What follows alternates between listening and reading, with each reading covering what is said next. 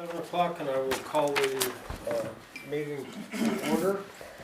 First item on the agenda is additions or deletions from the agenda, and I don't believe there's anything to add, is there? I don't have anything. We do have someone who would like to speak during the public comment. That's fine. You don't have to add that in. I know, I'm just mentioning. All right.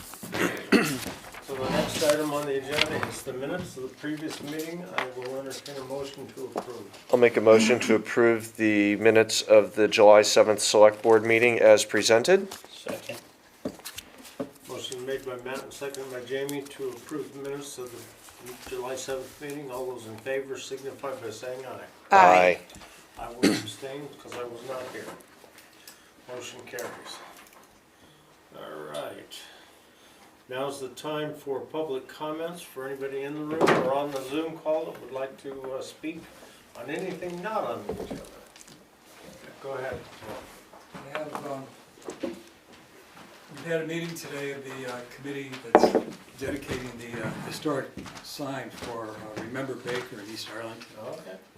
Scheduled for his 250th anniversary of his death on August 22nd, 11:30. In Canada, right? In Quebec? Yeah, Yeah. it was. Thank you, sir. Thank you. The committee met and we'd like to see if we could invite you to attend the dedication on that day. Dan, if you'd like to speak briefly I would- for 2 or 3 minutes. I would be happy to. Great, I'll pass that on. We also noticed that it's signed today that it's tilted towards Peters Brook. It's not, perfectly upright, and it seems like it's Which sign? the To remember Remember Baker. Baker Memorial. Oh, okay. We can have a look at it. Might need to be short up a little bit. Yeah. They were wondering if that could be done before the 22nd. Yeah, I think I can't commit the road crew because Mark is gone next week. Is that Right. correct? Or this week? Mark is gone this He's week. this week he's out. So he'll be back next week, but I'm sure if he can fit it in, he will. That's understandable. Yep. The other question was, do we need special permission to have maybe 15, 20 people in that corner there for the dedication? And do we have to have any kind of I don't permission for that? think so unless we need to block the road off or a portion of the road. I don't think block the road off, but that little parking area there.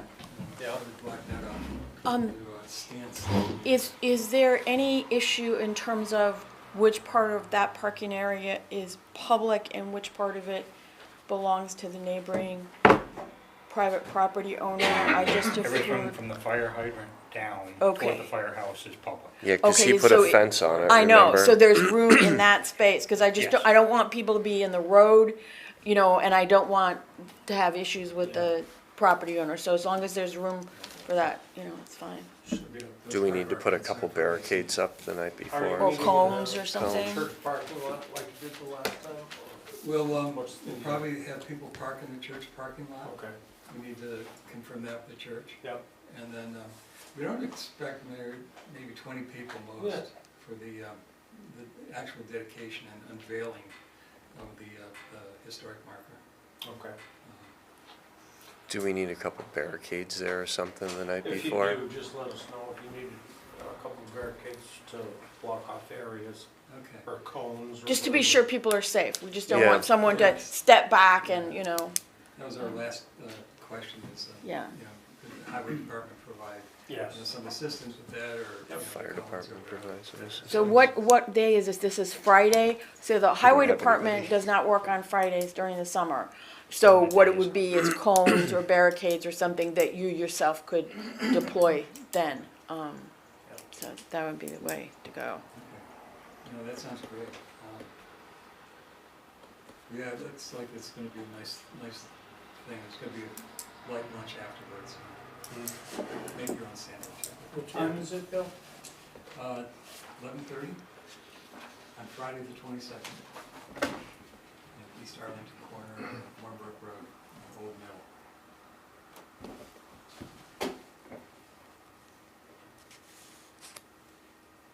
One of the interesting asides of the past week, we heard that in Connecticut, they found Remember Baker's father's gravestone, which is Oh, really new, probably decades, or 900 years. What was his father's name? Remember Baker. It was, his father's name was?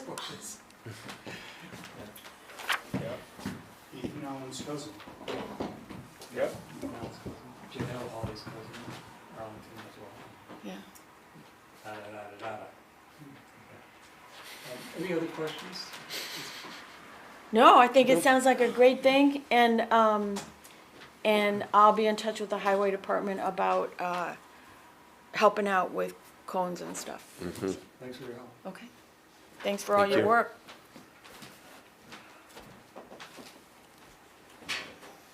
Okay, any other public comment, anything not already on the agenda? Yes. go Hey, sir. Mike has, I'd like to know what's going on with the covered bridge, West Arlington.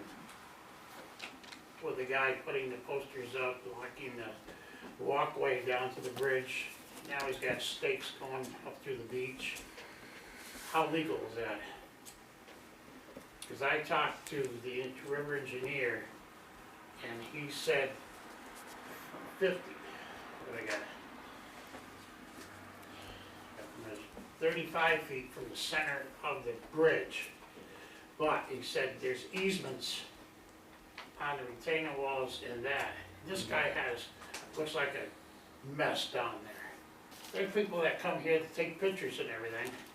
And it started out by giving his friends with the bridge up above, which that guy put barbed wire up, which we discussed, which is illegal because the surveyor said Pickering doesn't have the right to barbed wire that. And that's access to the river. Now there was a scuffle down there and this guy's, he's got a complete mess looking down there.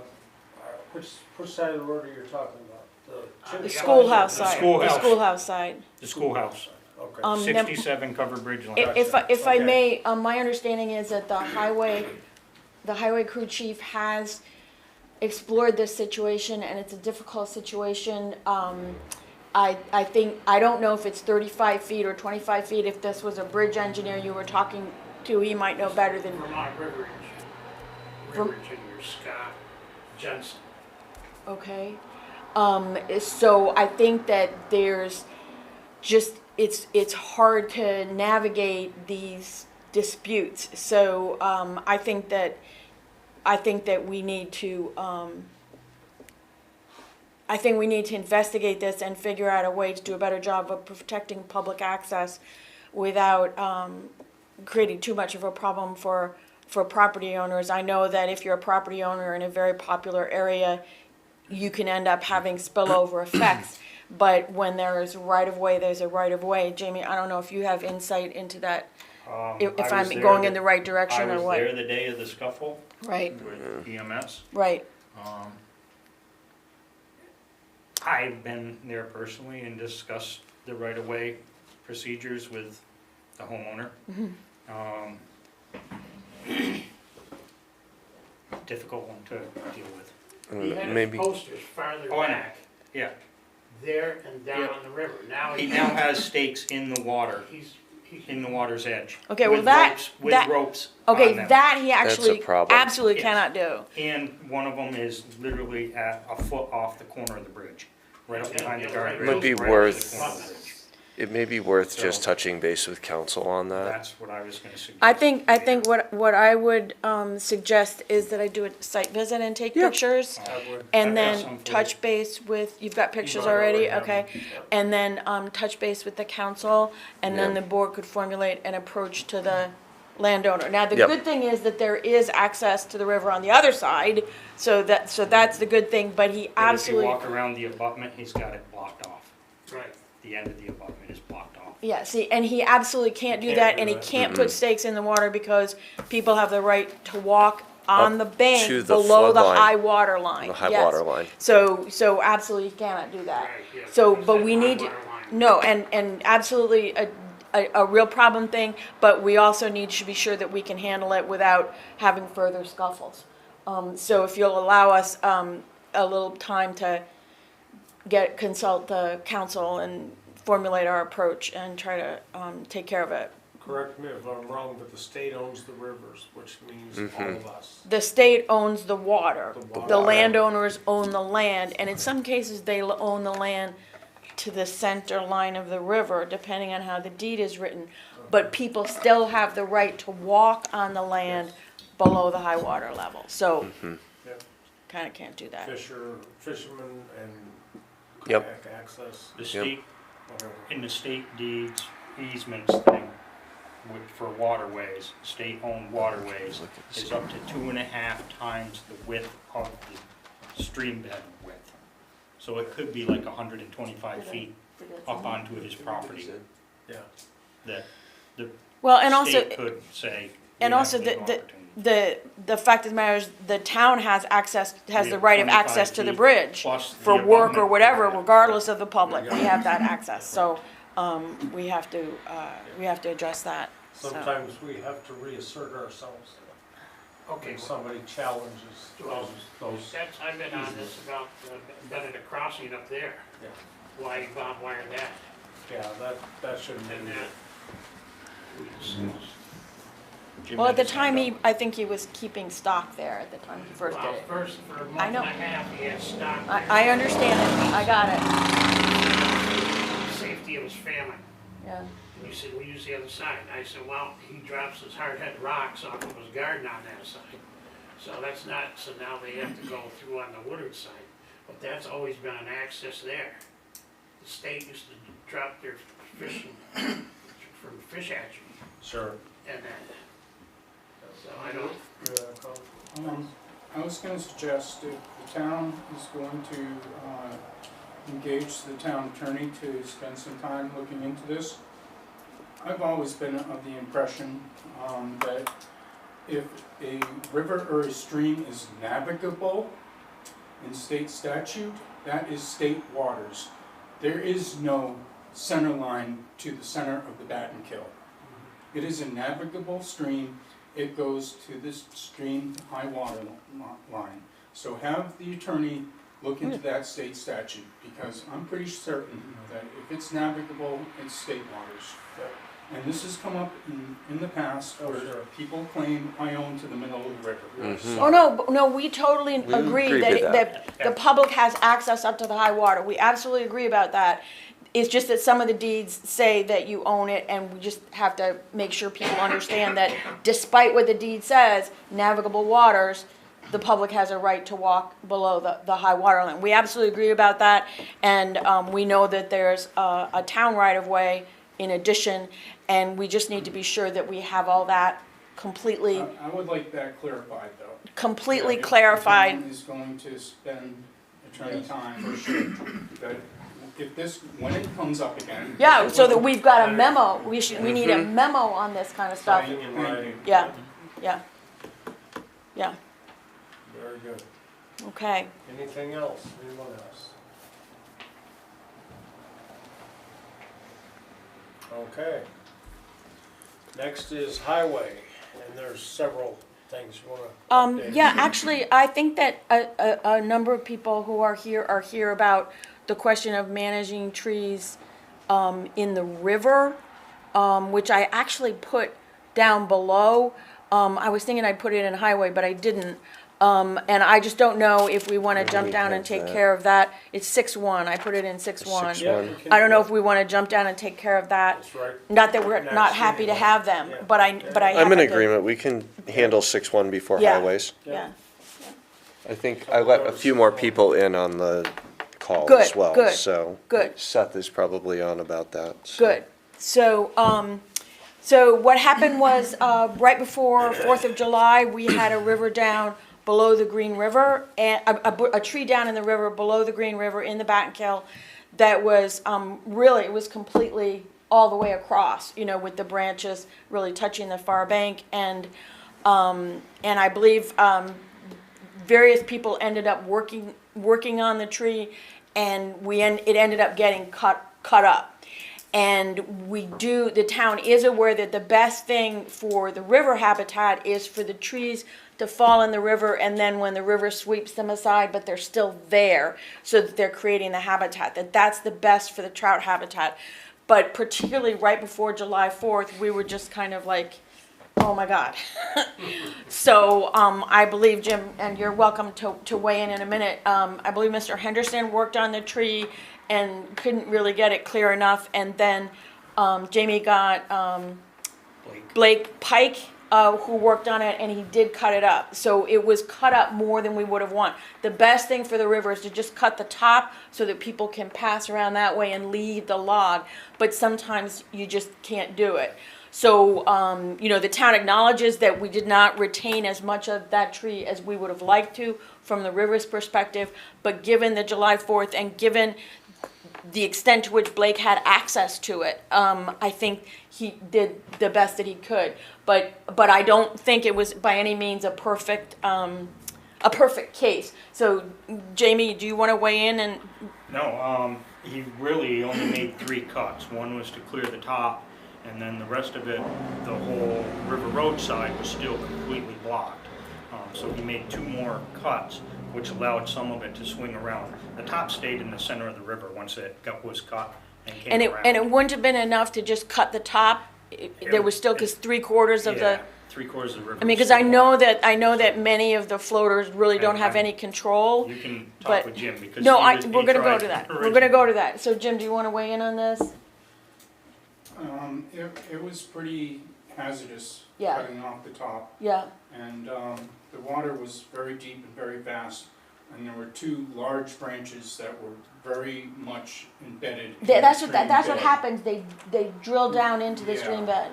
And it was underwater.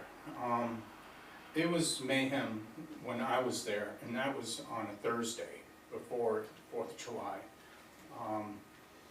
So I thank you for calling him, because what I did probably was even made it worse, because it was so obvious when I first came, and I looked at it and thought, oh, this will be easy, a few cuts.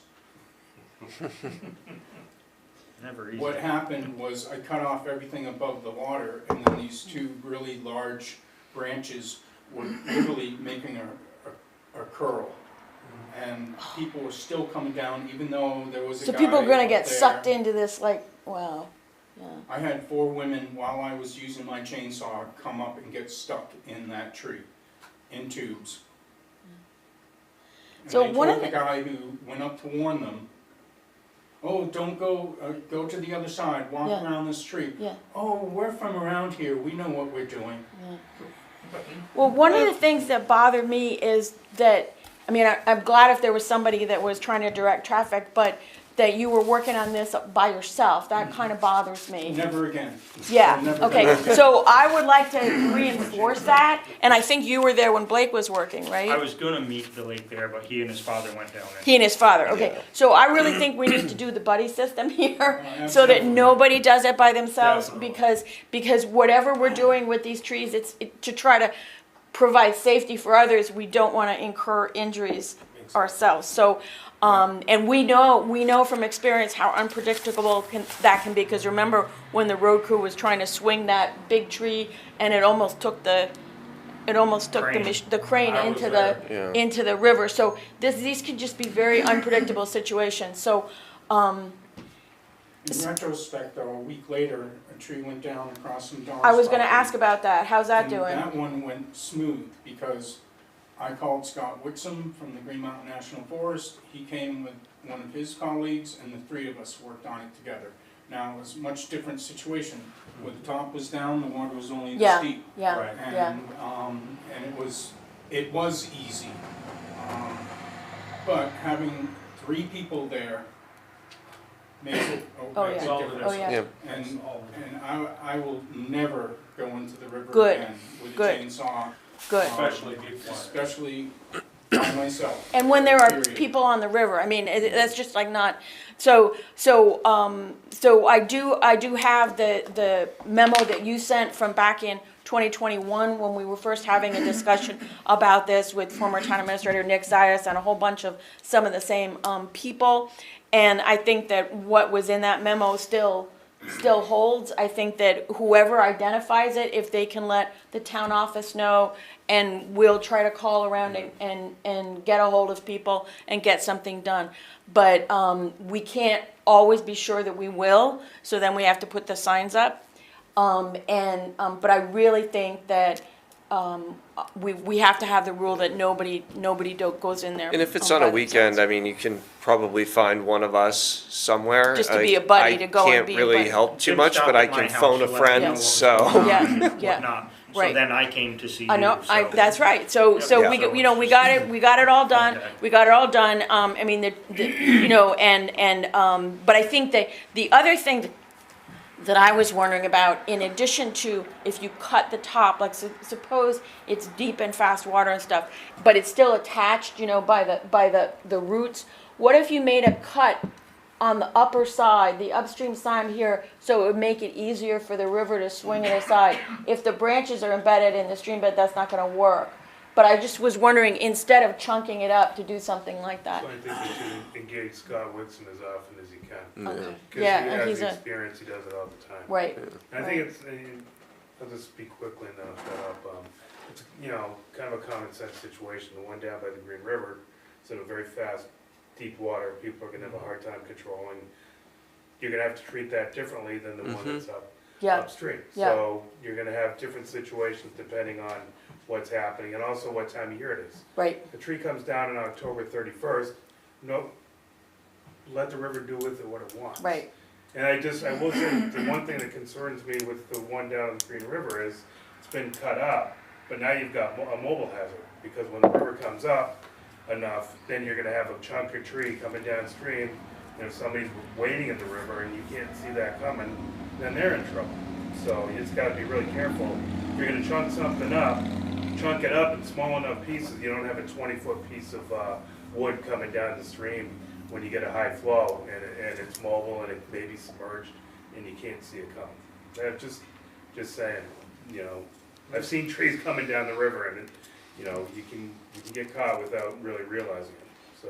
yeah. No, I think that's true, but I also think that anybody that goes in the river to swim, to angle, as an angler, or to float or kayak or whatever, everybody has to be aware of the possible hazards Yeah. and keep their wits You about need to- them. People 'cause need to it's use a- common sense and Yeah, apply a common sense standard. common You know, sense it's, is. you know, what is a common sense person gonna do using common sense safety measures? You know, that's my Yeah. perspective. Yeah, You know, people that don't know how to swim, people that have gone out and gotten drunk and stoned, right, I don't right, know what to say for something like right, that. right. We've dealt with plenty of them in the fire department. I know you have. Yeah. And I've seen people on this river when it's 4,000 CFS, and what the Yeah. heck are they doing out there? Exactly. Yeah. And we don't want your people. yes, no. On this issue, I recall several years ago, that may have been in 2000, we had a lot of discussion on this, and we came to a conclusion, I thought we did, that there'd be a protocol that if someone finds a tree down in the river, they call the town. Yeah, Yep. yeah, Right? The town in turn calls the state. The state in turn will call Trout Unlimited, because they have a crew that does specifically moving trees improperly out of the river or against the bank, and they will take care of it. And that the state, I believe the state regulation is, if the tree is 10 cubic feet, it cannot be removed without a permit, right? And we're not supposed to touch it. So we developed that protocol based on that tree that was down here just to the, what do you call it, to the west of. I do recall that 13, conversation, I don't where we recall. had all those injuries that year. you may not and, have been on No, I so think I what was in happened was, 21. when that tree went No. down on came from Powell's campgrounds over to our place, the first thing, I went out there and looked at it, and I saw all these people jammed up against it. I emailed Oh, I remember that. Jim, and I emailed Cynthia, thinking this is the protocol, and I just happened to copy Jim, but I know the town was to be notified, and then, you know, this whole thing would be taken into action. Now, where are we with that? I mean, Okay, yeah, I do see so 10 cubic yards. I don't even I know. think that's the, That's what it protocol says, she's the referring protocol. to. Yes, no, that is in here. I wouldn't even know how to measure a tree and know that, 10 cubic I yards. think that the takeaway is that we can recirculate this to the board and town Well, and I think employees some of the so that we personnel know, has and changed, we've had a lot of you know. turnover. And I think that, Don, we were sort of like short-circuiting some of that stuff because of the July 4th urgency and just trying to deal with it among the people that were here. But I think that, that's a good point, and I will be in touch with Josh Carvajal about the question of 10 cubic yards and permits. My understanding is that the tree actually belongs to the landowner whose property it was on. I think it's good if we can get landowner permission too. And again, sometimes that doesn't happen, but, let's try to, I'll circulate the memo that Jim sent to me.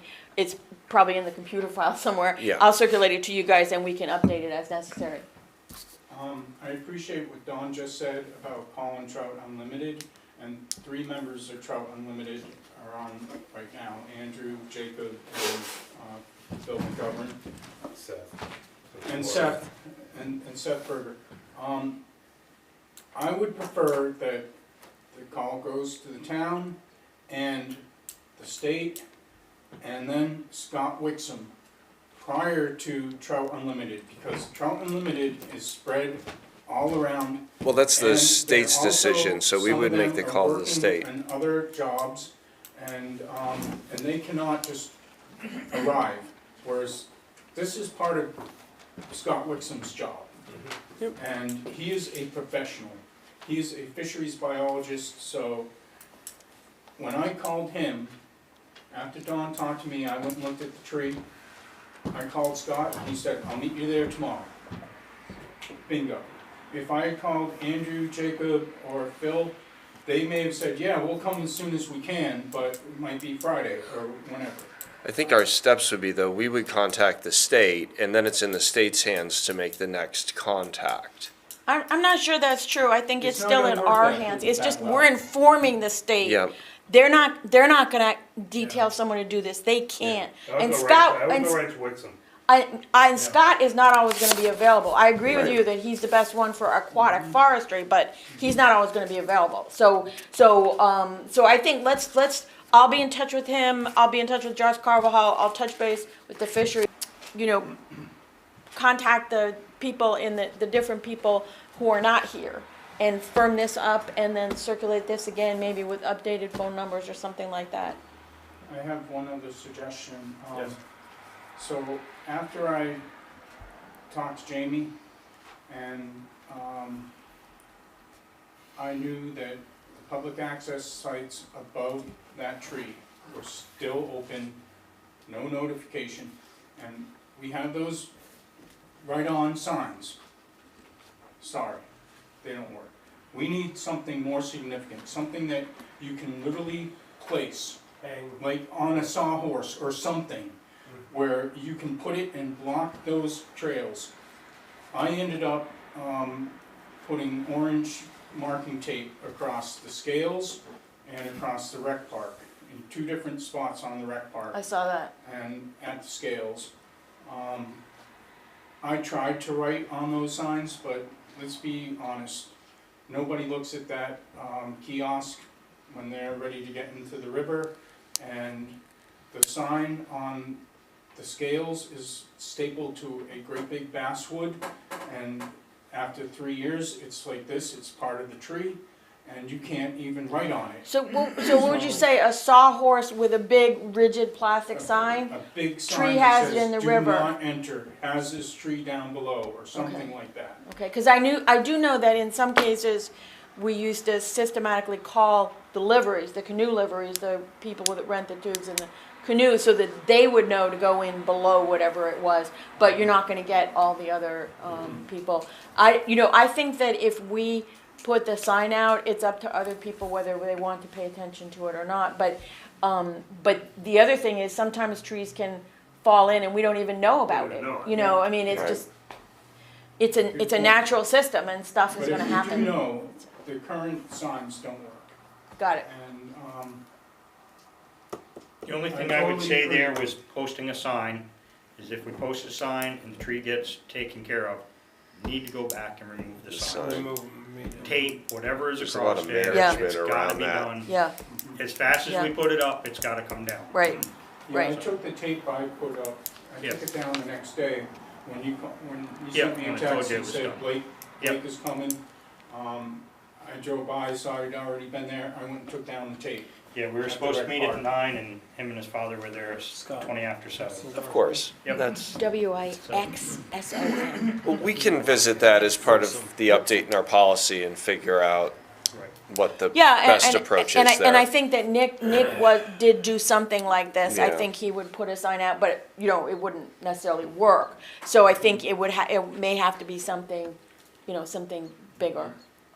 And the other thing about that is that even if people still choose to go in the river, when they see it, they might be more likely to say, oh, this is what we were warned about, I need to be careful. You know, so if they were using their common sense, Yeah. their uncommon Yeah. common sense. It's very uncommon. The day that I was at, the tree above, or just below the Green River, there were no, liveries. It was a camp that had a whole lot of kids in canoes, and fortunately, one of the camp counselors saw it, and he stopped them all, and he was out there with a hatchet when I came. And I said, I'll come back with my chainsaw and cut off the top. He was there with me, like from me to Dan the entire time, until he went up to tell these ladies to stop, which they didn't. Everybody else who came down was in a tube, and they were not at all connected to a commercial business. Right. Right, right. Okay, Very good. anyone else need to weigh in on that? Either on the call or in the room? Okay, now we can do the highways. Yes, Okay. please. Yeah, thank you for that. Yeah, no problem. Yeah. How many done? We'll work, Jim will work with you on tweaking that code a little bit. Makes sense. That's one of those situations I think that the old adage, rules are for fools, can apply. Depends on how big your chainsaw is, you know, so, That's yeah. classic. Okay, so, we have, the next thing we have here is the highways. Before we dive into the, procurement, I just wanna say that as you guys know, Mark Robinson is on vacation this week, and so he'll be back, next week, and Shane and Andy are working mostly on mowing. That is my understanding, although there are some other bits and pieces of things that they're gonna be doing. And then when, Mark comes back, he may be starting on Tory Lane North, I'm not sure. But I'll find out about that. I did just wanna mention two things. There was one time last week when, Sunderland was trying to accomplish a task and one of their trucks was actually broke down. So Mark went over and helped them out for like half an hour just to get this particular task done. So if somebody mentions to the board, why was he in Sunderland, that's what it was. And it was 6 o'clock in the morning, so he didn't call me. I would have been up, but he didn't call me. He got permission afterwards. And also, it turns out that Nick Zayas had given approval of the highway guys to put up some no parking signs at the library, for the library. And so since Nick told them that they would do that, either Shane will do it this week or Mark will do it when he comes back, and I'm gonna go along with that. But I did tell the library that they can't count on the highway department to, do these things. But I felt that it was appropriate to honor what Nick had told them in the past. So I just wanted to get that out of the way. I So- got a couple updates there. Yes, So they were mowing today, until the John Deere tractor had some issues this lovely. afternoon. it's contagious. Uh-huh. So at that point, they went up and they are taking the sidewalk and the curbing out at the culvert at the school. They will be replacing that culvert next week. Excellent, And that's the excellent. one that's caving in under the road. Okay, So East Arlington Road will be closed partially or whatever next week. next week. And Don't know how will, exactly how will when. we get the John Deere fixed? Is it, I am not 100% sure. okay, I don't know if they've called over to We used to use Capital or? United Ag. United Ag, that's right. Yep, in Greenwich. They may have called today, I don't know for sure. okay, okay. Um, I'll try to connect with were- Shane then. Yeah, they should So call. they are continuing a little bit of mowing with the whacker Okay, and what they can. but they do have some backup tasks and things like Yes, that? they do. Okay, good, good. Excellent. Okay, then I think the next, I have one thing to add. The FY '25 grant and aid project that was on the lower segment of Benedict Hollow Road, and that was replacing two undersized culverts and doing stone line ditching. And then a culvert on River Road to be replaced and upgraded, also some ditching. Mark told me that they completed that last week. yep, He also sent to me, he hand wrote out the invoice for the labor, the equipment, and the material costs. I will then take that and type it into a formal invoice and submit that to the state of Vermont with the post-construction photos that I'll probably take tomorrow afternoon. So there should be a check coming for that project within the next couple of weeks. I think Super. it's usually around a 2-week turnaround. super, that's super. And then for the FY '26 grant and aid program project, Mark and I scoped out replacing multiple culverts on the upper end of, well, the middle section of Chunks Brook Road, starting right at the state monument up to and ending right at the Sandgate town line. So it's not a long segment, but there's 4 or 5 small culverts that, some of them are in really bad shape. So we're gonna replace those with 18-inch plastic culverts. And I just submitted that today to the state of Vermont and copied Mark on that. Okay, Excellent, thank you. what else do you have?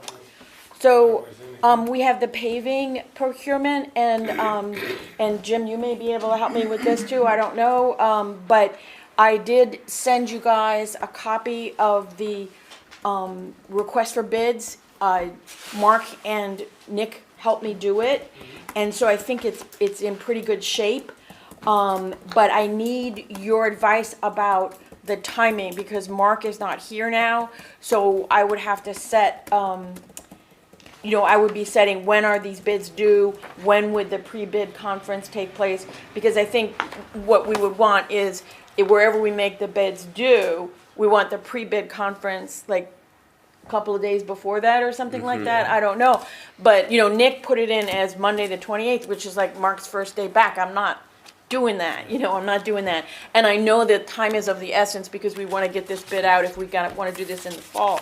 So what I really need you guys help with is, when should the bids be due? If it's gonna go out really shortly, like over the next couple of days. So he'll be back Monday the 28th. He'll be back Monday the 28th, and the companies have to have a certain amount of time to, Well, we could look at send thing. the bid out, right? And we need to give Mark at least 3 or 4 days back After he's come before back. we That's have what I a think. conference. That's what So I we think. could, in theory, have the conference on, August 4th, I would say the 31st. I was gonna say the 31st or the 31st. Because they don't work 31st or the, Fridays. yeah, I Yeah, know. they don't That's work why. Fridays, so.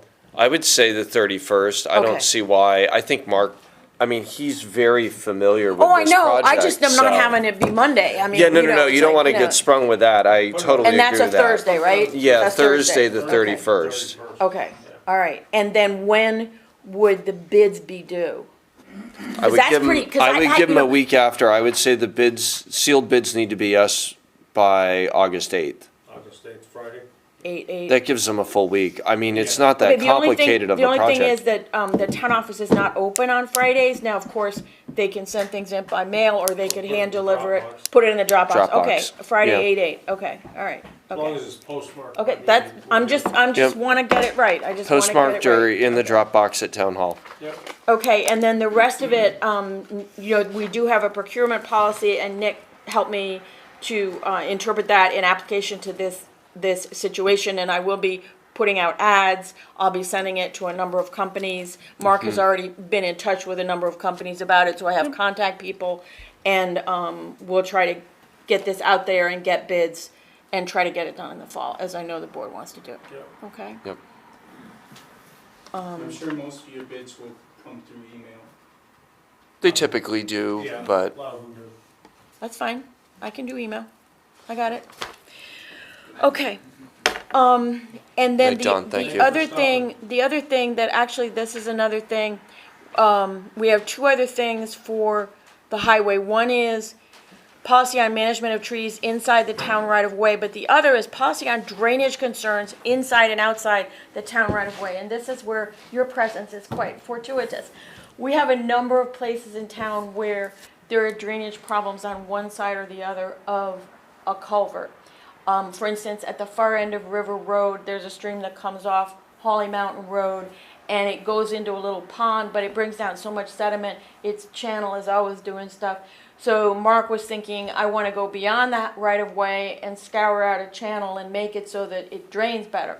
And first of all, I don't know at what point you need to get advice about that, but second of all, I'm not quite sure, and we can ask the landowners for permission, but I just am curious about what are the rights about that in terms of working in the right of way. We also have the situation up on Crow Hill Road where there's a culvert that apparently a past landowner, there used to be a culvert that hit daylight and the water drained off over the land, and he basically buried the culvert under his driveway and put a drainage box under there.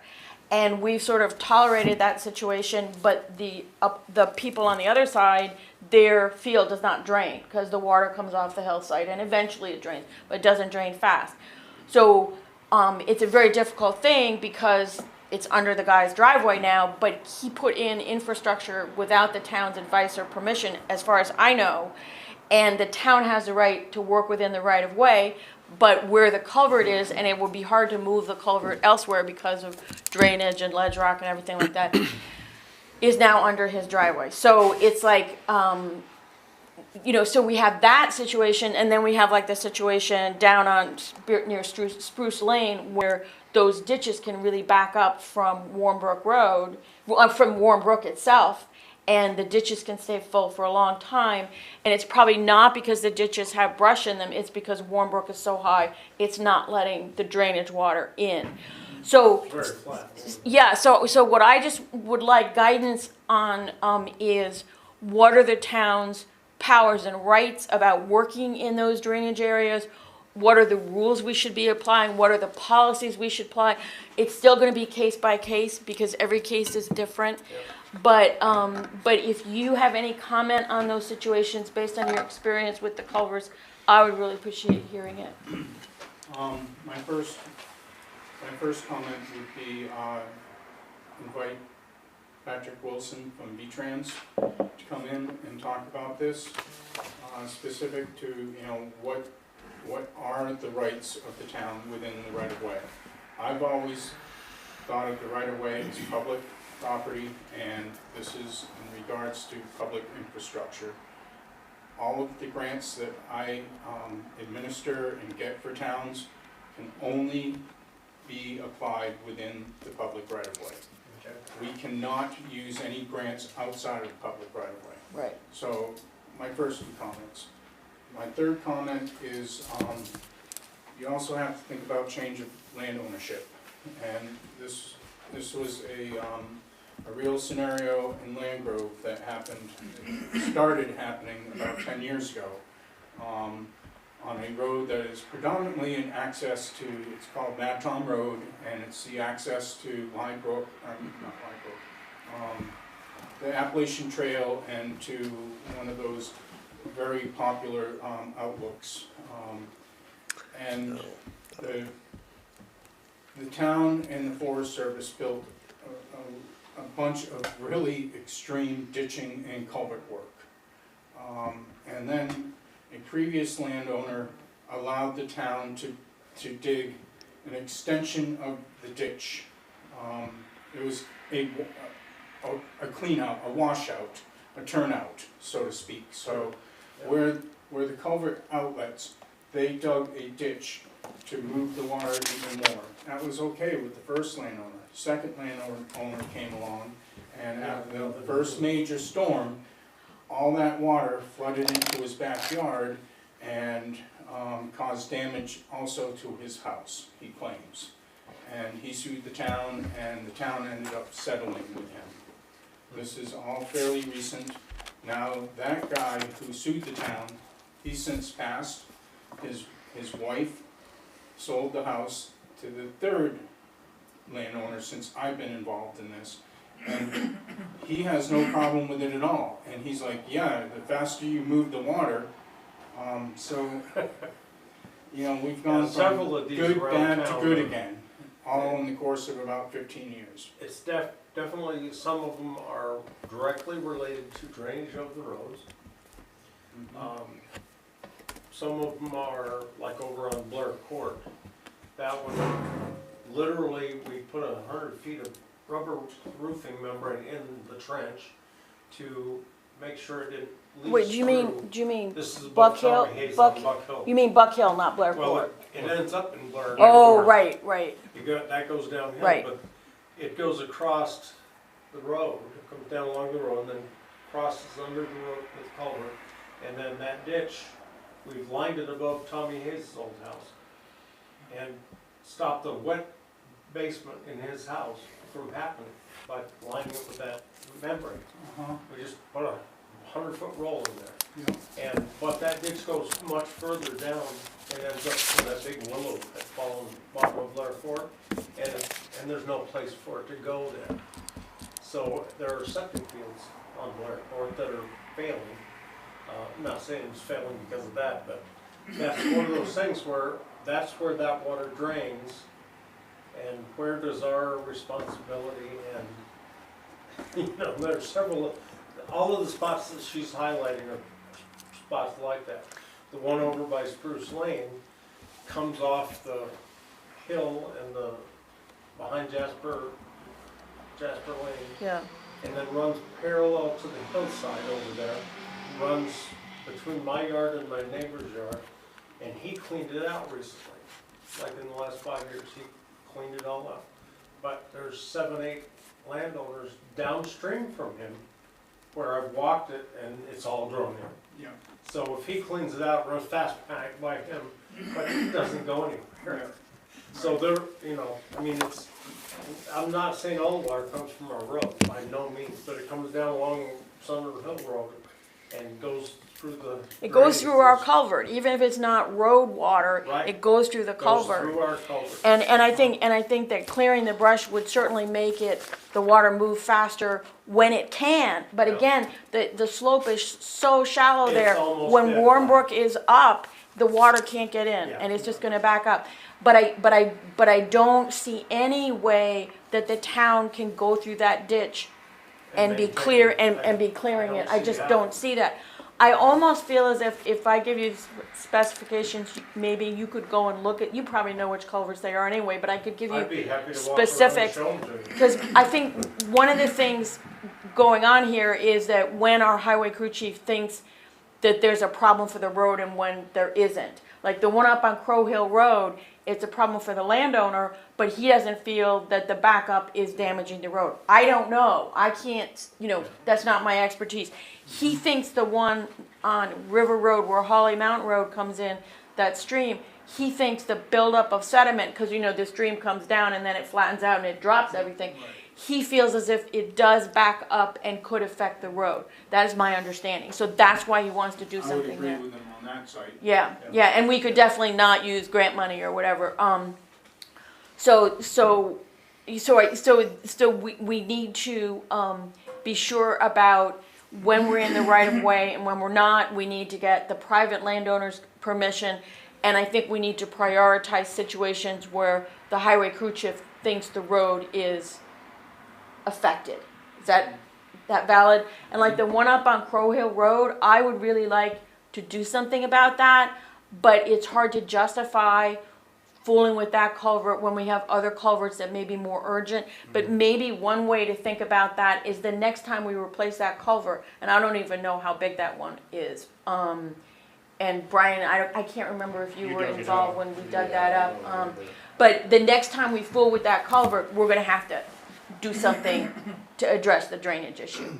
And so we're gonna have to have some kind of plan. But in the absence of something that's affecting the road, it's kind of hard to justify opening that whole can of worms. Yeah, Is that's I valid? totally agree. Okay. We've done both of them you're talking about, so Holly Mountain Road, we did that at the same time.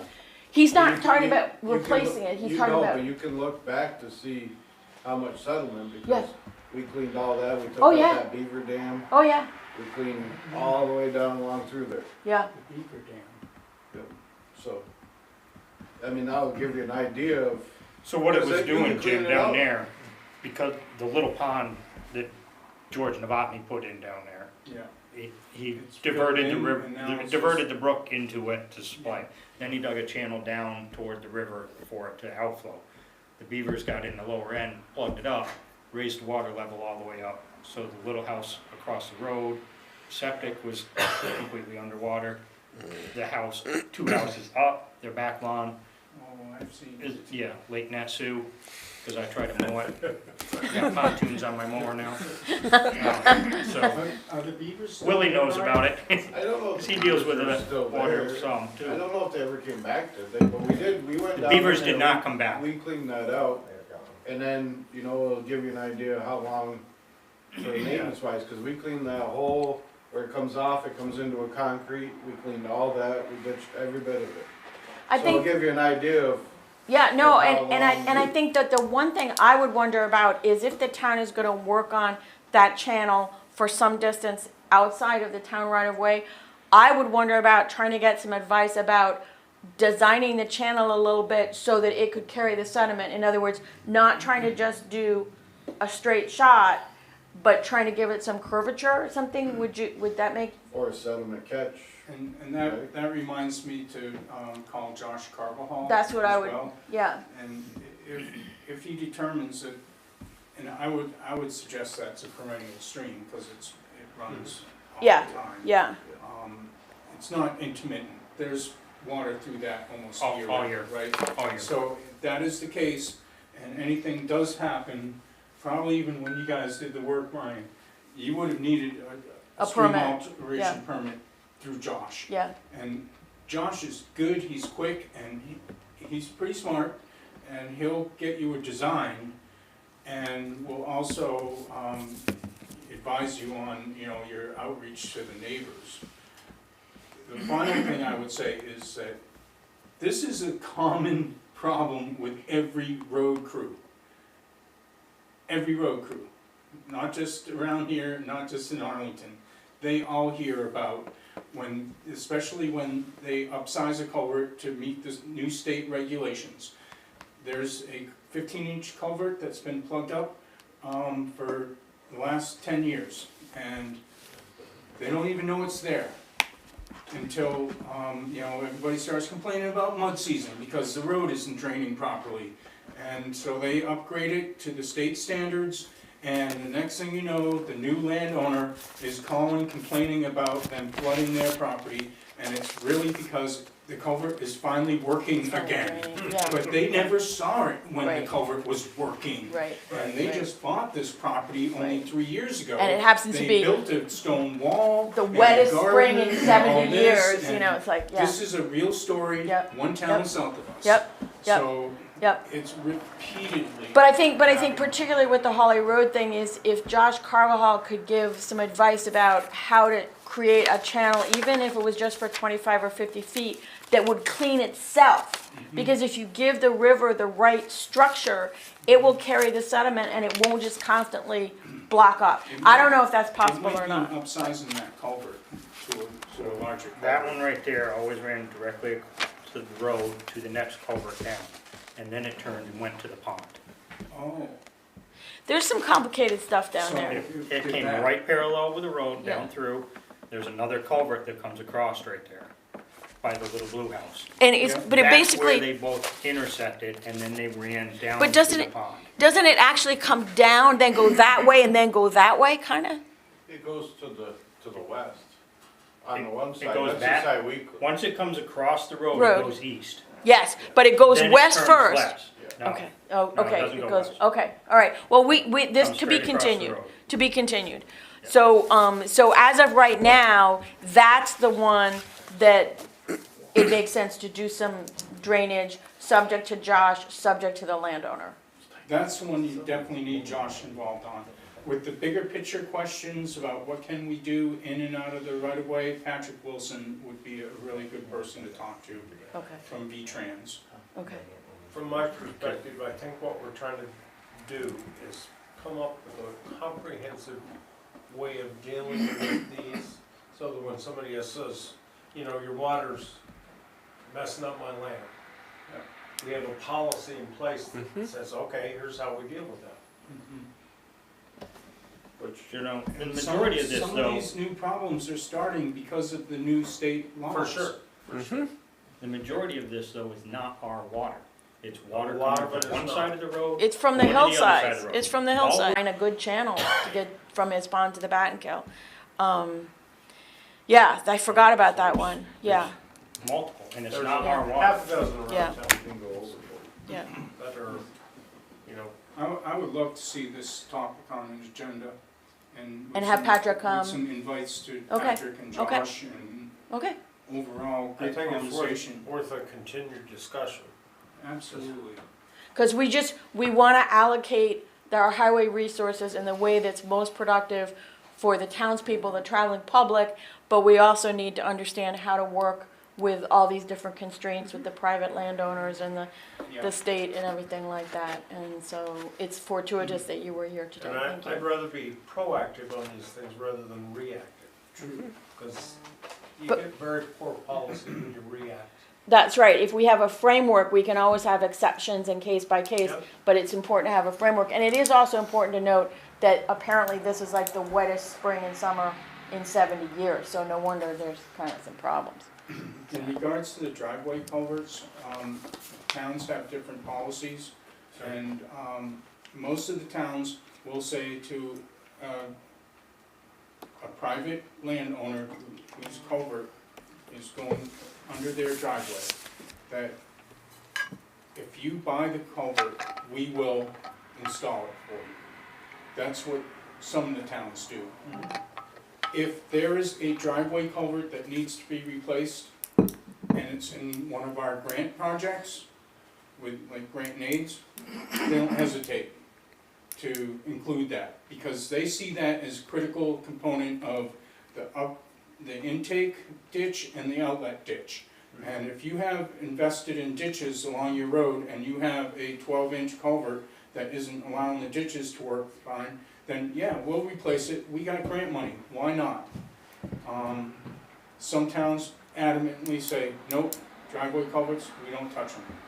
So, But the situation on Crow Hill Road is not a driveway culvert. The culvert under the town road, which is draining the hillside and the field, dead ends in a box that he put in that is under his culvert. There used to be a drainage stream, 50 years ago, 60 years ago, there used to be a drainage stream running off down the hillside, but it ended up being dead-ended in this box that is now under his driveway. There is no culvert under his driveway. It's just a really funky kind of thing. And the town tolerated that, and so now it's kind of hard to go back and say, wait a minute. Steve, you had a question, comment? Oh, God, yes. this was something I brought up a couple years ago for the right-of-way that was put in my backyard 68 years ago by former owners, the first owner. And I was told by the select board, that's your problem, it's no longer mine. We did what we had to do. And if it floods on your property, you gotta deal with it. It has nothing to do with the town anymore. So now I'm hearing a little bit of a different story as a subsequent landowner. And I don't think the select board was the same as it was 6 years. But also, we're not saying that we're responsible for no. all of the water and everywhere it goes. It's a question of, are we responsible for our culverts working properly and draining properly? And how far are we responsible? And I know what you're talking about, and I believe that the previous select board determined that what you were clearing out that channel was too far to go. We can always revisit things. That's why we're raising this, because we have these problems. Is how do we balance the use of town resources on private land? Is it only when there's a problem with public infrastructure? Is it when the water is creating a problem for the private landowner? Whose water is it? Who's responsible for it? You know, because I mean, something like John Nolan, that water comes off the hillside and it's going to the Battenkill, and as of right now, it goes across his land to go to the Battenkill. So there's lots of things you could do to re-engineer that, but it would take a lot of money and a lot of permits to do that. So, you know, and the same thing really in your situation. So, but I think it's always worth revisiting, and that's why we're raising this. And I was looking at just to clean it out, because in the 60 some odd years, it has never been cleaned out, and there are rocks in there. I try to go through there to get rid of all the branches. During town green up day, I go through to pick up all the trash and debris that has come down through and settles. So. And that's the culvert that originates at Miles. Yes, and Yes. Mac Molding, Probably- and it goes Yeah. down, and it goes into Goes Howells. behind Comes the, down by Yeah. the old cabin. Yeah, I haven't been and looked at that, in behind a the while. condos, right? Yeah. What's that, We Brian? did part of that a few years ago, back along the condos, we cleaned part of that. Yeah, I remember we cleaned behind the condos or whatever.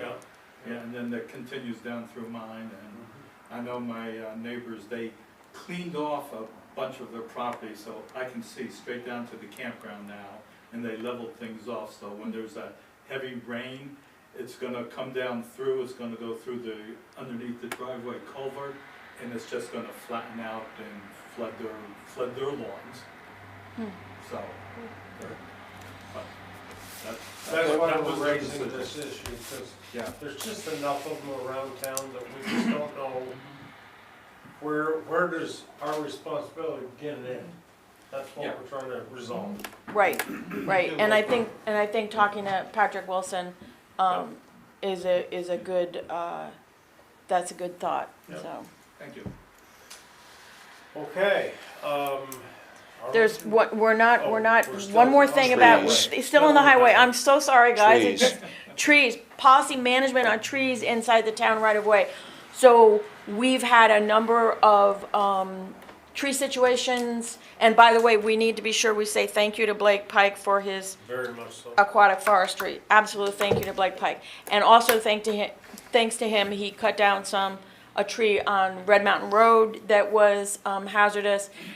But I constantly have people calling, and and we know there's some trees at the cemetery that might fall in the cemetery, and we might have those addressed.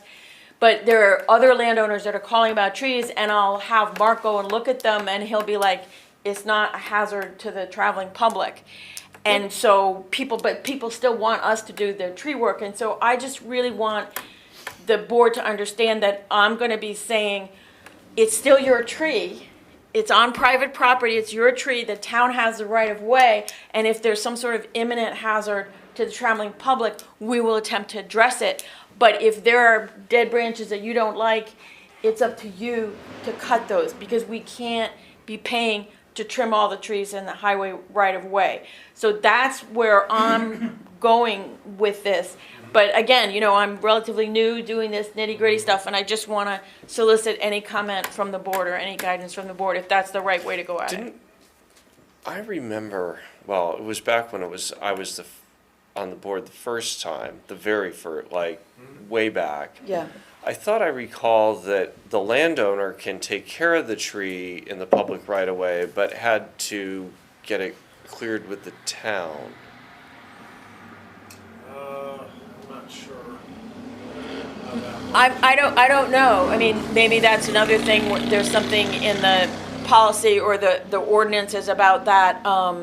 I wouldn't have thought that. I know that my family has had trees cut down that are in the I just right vaguely of way, and we remember didn't tell the something town. about that. Maybe it was a no, I conversation, don't know. but I don't. I don't know. I mean, I agree that we can't manage all of the trees in the public right of way, and I think that it does have to be a hazard to the traveling public. Like in the case of the tree on Red Mountain was dropping branches constantly in the roadway, which was creating a hazard. But there are definitely other trees that aren't dropping branches that are in the right of way, but maybe are pointed the other direction or whatever it might be.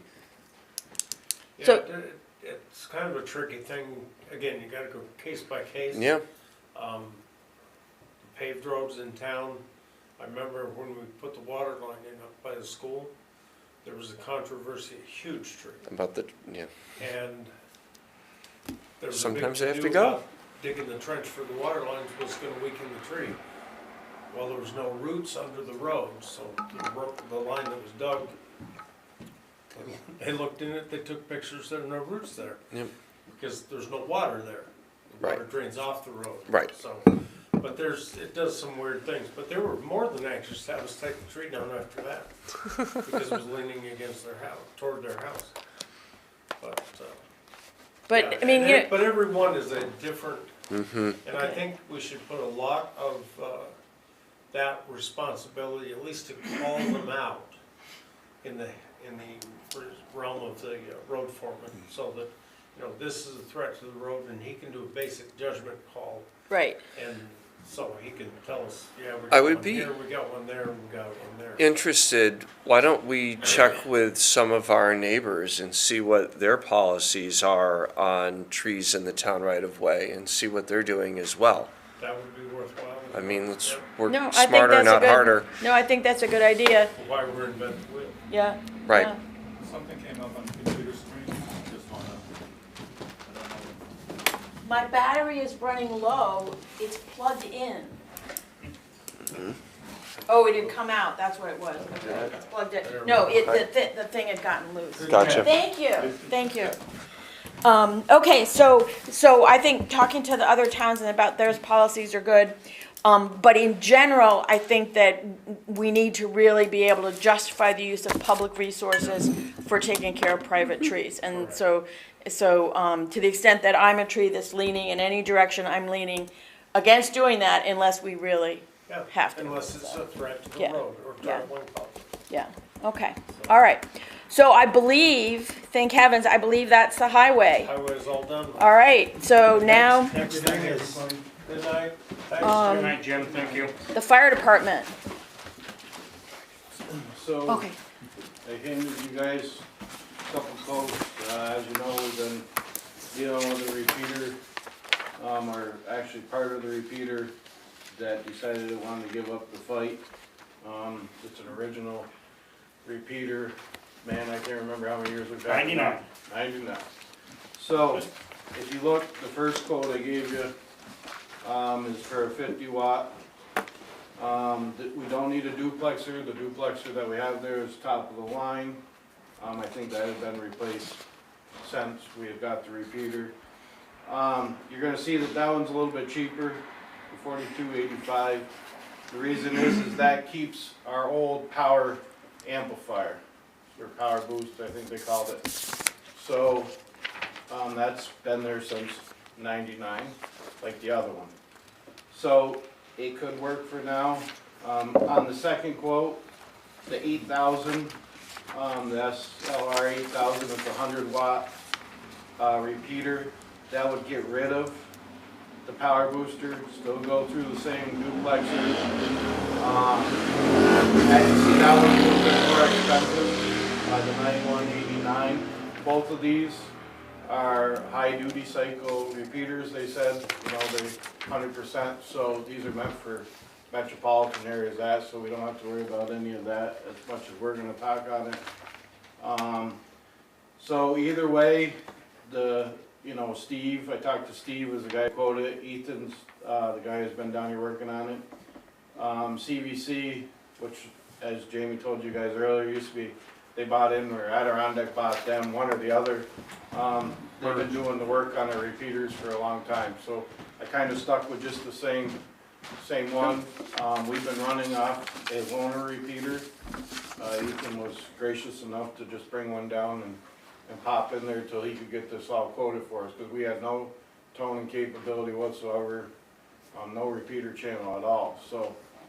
Is the booster, I'm sorry if I missed that, the booster the same age as what the original repeater was? Okay, that answers my question. So, either way, you guys wanna Would you say that was go about 1999?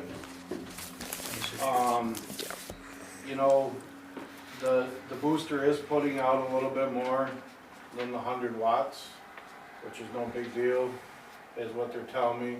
So if we go to the SLR 8000, that's what we'll be at, is 100 watts, where the booster is giving us a little bit more than that. But either way, like with the second one, the SLR 8000, if something happens with that, that's its own unit. We don't have to rely on two things besides the Yep. duplexer, which they say is very good. He was impressed at the duplexer, so we must have upgraded that at some point.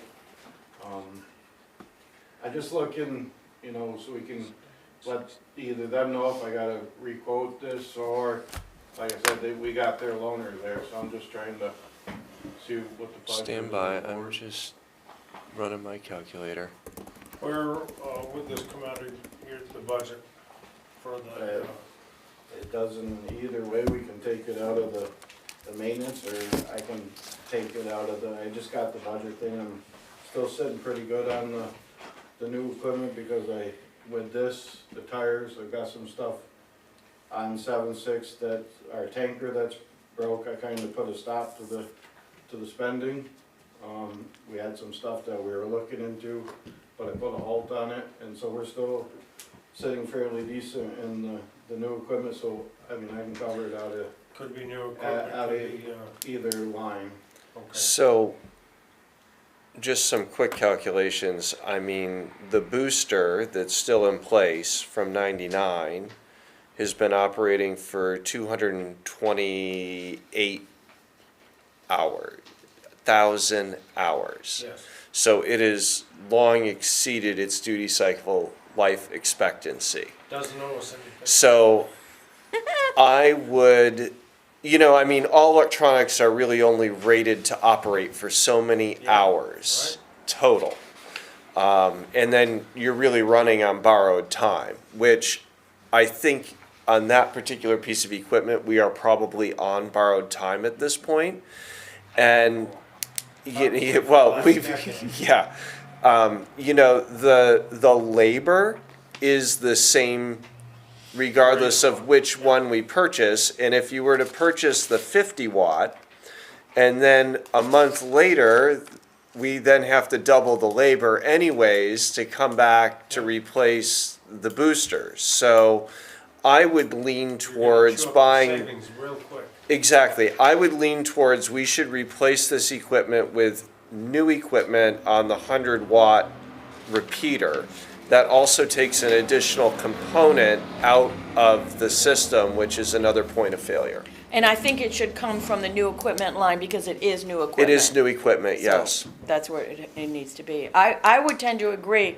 I would tend to agree, because I have heard about an incandescent light bulb that stayed lit for 100 years. Until you turn it off. But it actually stayed lit for 100 years. But that's the exception. So. Until but sometimes Oh, if it'll you run turn it for- off, you turn and then it you- off, and then it's when you go to done. turn it back It's on done. again, It it's can't done. do it. So Yeah, that's yeah, yeah.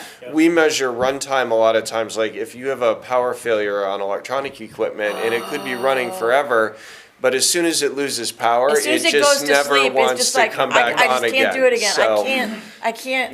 I can't. and when it, so if it loses power, when it powers back up, there's an additional drain or power draw to Yeah, that. yeah. And it can't take that, and that's when the additional components go bad. Wow, So, that's amazing. yeah, the startup amazing. amperage on it, exactly. So, Yeah.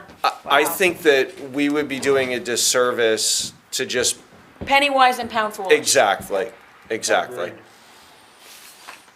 So it'd be okay to purchase after your guys' vote or whatever? We'll just make a motion. So I'll make a motion that we should proceed with replacing the fire department repeater with the 100-watt solution for a total amount, including labor, installation, and jumpers and connectors, of $9,189 to be paid for by the fire department new equipment line item. Second that motion. Motion made by Matt and seconded by Jamie to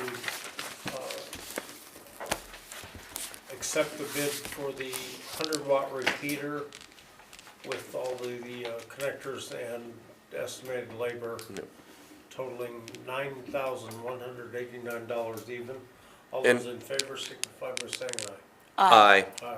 I'll just add that this was single sourced, but this vendor is in the best interest of the town of Arlington. Absolutely. So, just so you guys are aware, you might see some other bills in there, cause they came down, so we haven't seen that bill yet. For when they Bill came for the down service, yeah. Yeah. to fix, and then also, I'm not sure But if that's Ethan, separate from That's- this. yeah, Right. I'm not sure if Ethan's gonna come down here Thursday, but we are having problems getting dispatched out of Manchester right now. So we got our repeater fixed, everything was great while I was gone away on vacation, come back and we couldn't even hear a tone.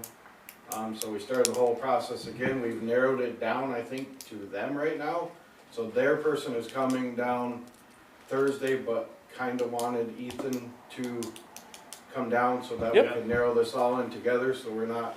Well, that's perfectly So- fine, and if it does end up being their problem, we will take his labor bill and back charge dispatch, if it's their problem. So, just because it's been, like I said, I don't wanna knock them, cause they've been great to us. Yeah, no, I I would don't think not it's wanna- CBC's I wouldn't problem. want- No, I'm not even, I'm saying dispatch, I would Yeah. not even wanna, I'm not afraid to pay the bill for the guy to come down here. But if it's their problem, they should cover that. Because, I mean, In they've a been back great charge. to us, and they do more than what they should do, so it's- that's not what I'm looking for, I'm just letting you know that there'll be more bills Yep. coming along with But, this. I mean, if it is 'Cause I don't indeed wanna their, start a hornet's nest. if it is indeed their problem though, and we have our labor here to prove out that it's their problem, we should back charge them for that. That would be their responsibility at that point. Yeah. We'll cross that bridge when we come to it. How about that?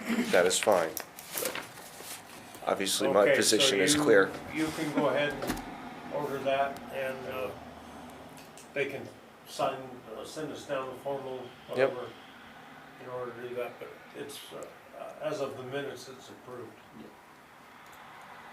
So, the next item, is there anything else for fire department? No, that's it. Okay. The audit is in. Mhm. I haven't had a chance Draft, to- this is the it's just a audit. draft. Yeah. Haven't had a chance to, I did review not it, have a but, chance to go through it. I It's think we should tantalizing. take that up at the next meeting. is my thought. That's fine. I will say that I have spent some time with it, doing my best. And I did, one of the components of it is, let's see, what is it? Is it the management letter or the findings letter? There's one letter where they make some recommendations. Yeah, and one of them was that we have additional signatures when we pay an invoice. In other words, if we get the invoice for the repeaters, that Brian should sign the invoice. Yeah. And that if it's a highway department invoice, Mark should sign the invoice. Now, I think we have a system in which, Janet says, what is this? Where is it? Who approved it?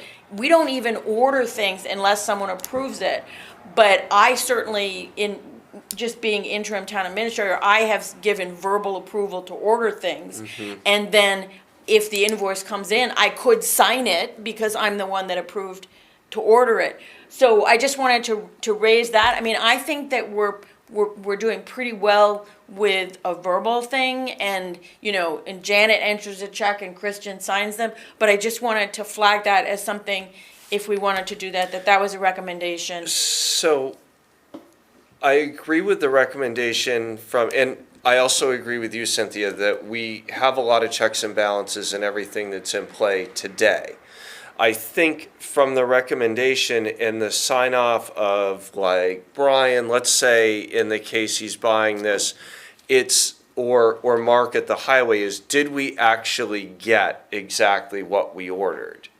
That I don't necessarily know if Mark ordered a flux capacitor for the truck. Did he get the right flux capacitor that they billed us for, right? Or did something we bought extra get ordered 6-inch curbing, but right. we got 12-inch curbing, we or know whatever about that. it might be. We know about that. So that sign off there would be looking at, it's really basically comparing the packing list, if you will, with the invoice to make sure that we got what we had, and then it comes And for maybe payment. even double checking, connecting with, the park or the highway and saying, did you actually get X? Yeah. Because it could be all fine in the paperwork, but not Exactly. in what they got. Exactly. So I think that's really what that's the way I interpreted this Okay. recommendation, was more around, did we actually get what we're invoiced for?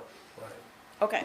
Okay, and then they also had recommendation about fund balances, and that we should be have a fund balance policy, and the fund balances are incorporating all the assets and liabilities in the different funds, and have a target minimum or maximum that we want to keep within. And so this is not cash on hand, because that's just one element of the whole thing. And I'm not pretending to understand that, and I think there was something else, I can't remember it, but it's in the management letter, and a lot of what they had in different letters was just boilerplate about what they did, and it didn't help me at all. But the management letter was their recommendations to us, and I think the cash management, fund balance, I don't remember what the third one was.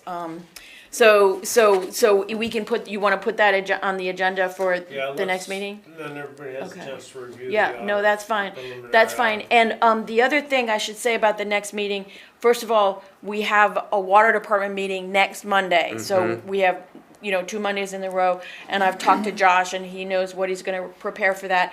But also, I wanted to say that the setting of our tax rate is delayed because there's been a problem with the grand list in terms of some current use properties, and working out some kind of subtleties in what has to go to the state for the education rate. So I've been in contact with Robin and Christian, and Robin has been in contact to the listers, and they're getting their supervisors' help because they have to resolve this. We have to do this. So they need to get their supervisor to solve this question. And I don't know what the details are. I'm just telling you what I know. So, but what we're gonna do is Robin, Christian, and I are gonna meet tomorrow and start the mechanics of setting the municipal tax rate, because we can talk about that and get those numbers set up. We can't set the whole tax rate until we have what the state sets. But that's why we're delayed. And so, as I say, we're gonna start working on that tomorrow and get all of our ducks in a row, so that whenever we get the stuff from the state, we can go ahead and set How it. quickly can that be resolved? I don't No know. idea. I don't know enough about it. Okay. I'm sorry. And Robin would be the best source, because she probably understands more about that stuff, or one of the Okay. listers. Yeah.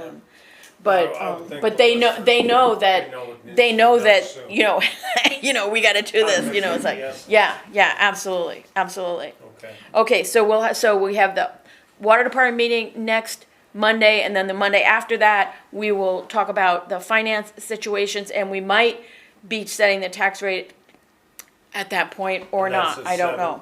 7 next Monday, I guess. or 6:30. I don't know what time we set for. The water department is at 7 7. o'clock. 7 o'clock, okay. August 4th would be the following Monday. So it'll be, August 4th? Yeah, August 4th. Will be the next select board meeting. Yep. Okay. And now we are down to, Telematics. Yes, the telematics. We were able to get all of our existing trucks fully operational with the telematics. There had previously been some problems with them from a previous employee, and that was all rectified. I met with the quality assurance engineer from Verizon Connect, and we went through each of the 3 trucks where it is installed today. We are awaiting the installation of the F-350, and that should be in shortly, so I've been conversing with Verizon to get that all scheduled, and they needed a VIN number and all that good stuff. So Janet got that to me, I've gotten that all to Verizon, it's currently pending scheduling. With that, I was able to go in on the Verizon Connect site, I got all of the truck names so that they're logical and numbered the same as to which the number sticker that represents each truck on the physical truck itself, so now it actually makes sense.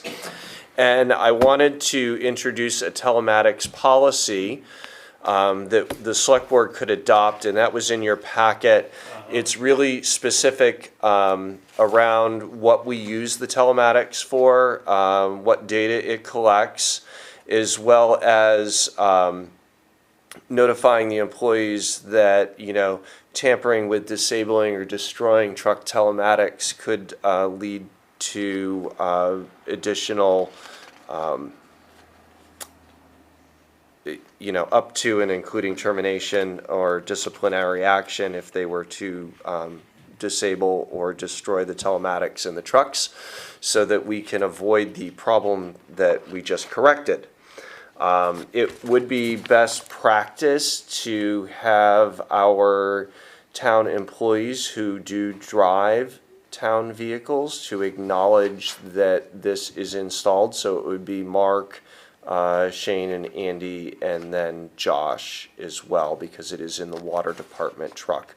And that was also validated and fixed. And I'm assuming we will adopt this policy maybe next meeting or this meeting, but by adopting it, we should also have something where each of the employees gets a sign. So Yeah, it's on this the is second the page. sheet, the second page of this Yeah. would be their signatory, so if we could adopt this, if it looks good and we want to adopt it at this meeting, then I can coordinate when I want to do a little training with the highway crew on the equipment, and then we can have them sign that. and Matt, did we have a policy at all? I could not find not one, find one? although I Okay. could have sworn when we implemented it, I know we had the conversation, and I thought Nick had I didn't them see it when I sign something, looked, but but maybe they. Janet and I reviewed, And you and, couldn't find we it. couldn't find anything, so but it some was of- the best only to thing just that roll I- the new one out. Yeah, no, and I think this is really good and it's very straightforward. The only thing I wonder about is like it's in 4A it says drivers must present their identification fob to the system in each Yep. vehicle before driving. My understanding is that has not really probably been happening. Is that It correct? has not, and Okay. so. So they would have a fob. It would be separate from the keys because the keys. It is, they've already been issued their fob. Okay. We have an 8-hour grace period on the truck. So typically, a driver at the town highway is using one particular truck for the most part for the entire day. That's the Yeah. truck that they drive. Okay. So in the morning, driver A takes truck 3, he presents his key fob to that truck. We know that driver A is running truck 3 for the day. I know that there are instances where they may switch trucks, but that is far and few between. And it wouldn't be that they couldn't run the truck. I mean, if there was something No, you urgent can and still somebody run the didn't have their truck. fob, Absolutely, it would doesn't just be prevent that you. it would just be that there was no record of who It was would be driving that Cynthia's it, driving Matt's vehicle because Matt, because keyed in Yeah. on, at the beginning of Yeah, the shift or- in the morning. And that's really, I mean, the majority of the time that we gather and utilize data from the telematic system is typically around snowplow season anyhow, which is proven to be very good for the town and understanding when we get complaints whether they're actually valid or Right. not, It and pr- we have the it data protects behind the them. employees, but in Yep. other words, this policy and an employee signing this policy does not mean that they're necessarily gonna be perfect in No. always having their fob or No. anything like that. Nope. It's just, we're gonna try to do This our best. policy is just really indicating to them the data that we collect, that telematics is know. installed. So they So we know. are being completely transparent that Yes. it's there. Yes, The data from the telematics system does become public record and is Yes. subject to public record laws. Yes. And we will retain that data for 1 year or longer if there's an investigation or legal proceedings. and one thing that I would like to ask is that somehow, if we adopt it, that whenever we adopt this policy, or even separate from the policy, that there should be some documentation in terms of like who you were working with or the details of this system, because the board needs to understand that basically, because of the activities of a past employee, the system has not been Yep. working. We have been paying for a system that we were not benefiting from. Partially working. There Partially was working, some there were problems some with it. things, but I mean, so it would be really good if we could be sure that, whether it's the town administrator or Janet or a combination of people, that we know how to track it. Absolutely, and I um, think the I mean, obviously previous you do, but, town you know, administrator had and he- access to and it. he It did. was a little messy. Right. I know that Jamie and Glenn also, as highway liaisons, have Okay, access to the good, platform. good. I would be happy to sit down, I would be happy to give you as interim town administrator access. I will create a login for you, and I can sit down and do a little training. They also have some great training and video You know, resources that's fine, and there's no available. rush about it. I just wanna Yep. make sure that we don't Yep. fall into a thing where we're paying for something that Yep. we haven't kept in And no, good I mean, shape, that's you know, the it's thing, like- right? I logged in, started to look at the data that it was collecting, and that's where I realized that there were some discrepancies, and rotten we in needed Denmark. to, Yeah. to take care of that. So, you know, I mean, it's all, obviously, like any modern system, all contact with them is done through the online portal. So you have to get a little creative and useful in that, and it takes a little bit of practice. But overall, the data and where people are is very helpful. And anyone on the select board and obviously, town administrator, and I mean, we could give Janet access if we decide I that mean, she I needs didn't know access that for the something. liaisons both had it, Yep. and that makes me very happy, so I think that's fine. But it's just, I just wanna make sure we don't, that we don't lose benefit of this in the Yep. future, so. Absolutely. So if you want to adopt this tonight, I'm fine with that. Somebody just needs to make a motion. I'll make a motion that we adopt the Town of Arlington telematics policy dated July 24th, 2025 as presented. Second? Motion made by Matt and seconded by Cynthia to adopt the town telematics policy dated July 21st, 2025. All those in favor signify by saying aye. Aye. Aye. Any opposed? And I will coordinate with Mark when he's back to do some training with the employees, and I'll get And get that the signed signatures. and get those to Janet so she can file them in their personnel files.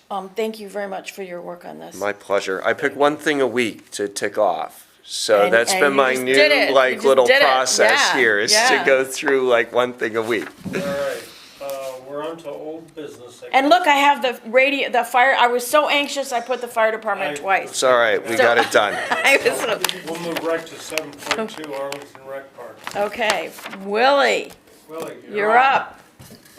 Park's great. Park's great. Have a good time. Love it. Next. Been in contact with Lori Griffin, she's Saratoga Sod, who we're gonna get the sod from. Yep. We obviously, we're trying to get a rototiller. We'll probably have one here within a couple of weeks, probably sooner. She and Joe both have expressed fear that it's too warm for the sod right now, because of the 90-degree Could weather. be, Mm-hmm.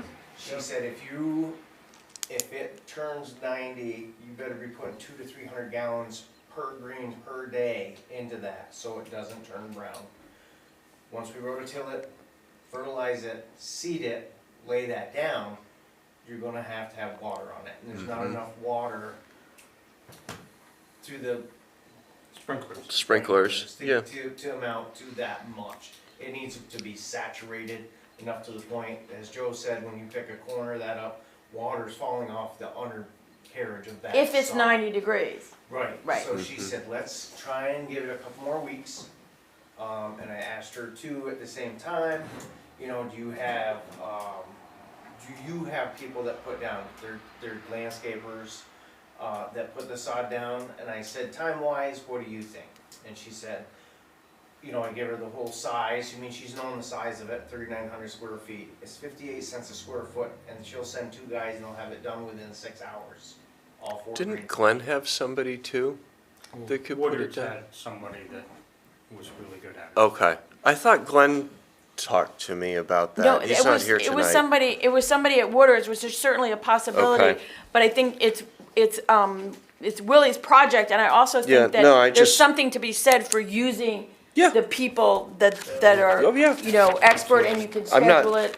Yeah. Questioning that. No, I but they- just thought they- Glenn mentioned He something did, he about did, that, and he I don't. did, He did, but I like the idea of waiting a little bit, but I do still too. maybe going ahead a little bit sooner, not waiting until when these people get so busy, you know, like, so maybe later in August Well, or something. I mean, it's not, it's really not for them Yeah, to put that down, I mean, 6 hours, I mean, yeah, that's, yeah, that's yeah, on the high side. yeah, yeah. But then again. It's probably easier to schedule if we How use long one would- of their laborers. Yeah, that's what I'm thinking, yeah. How long? after they put it down, how long So does they're saying, a month?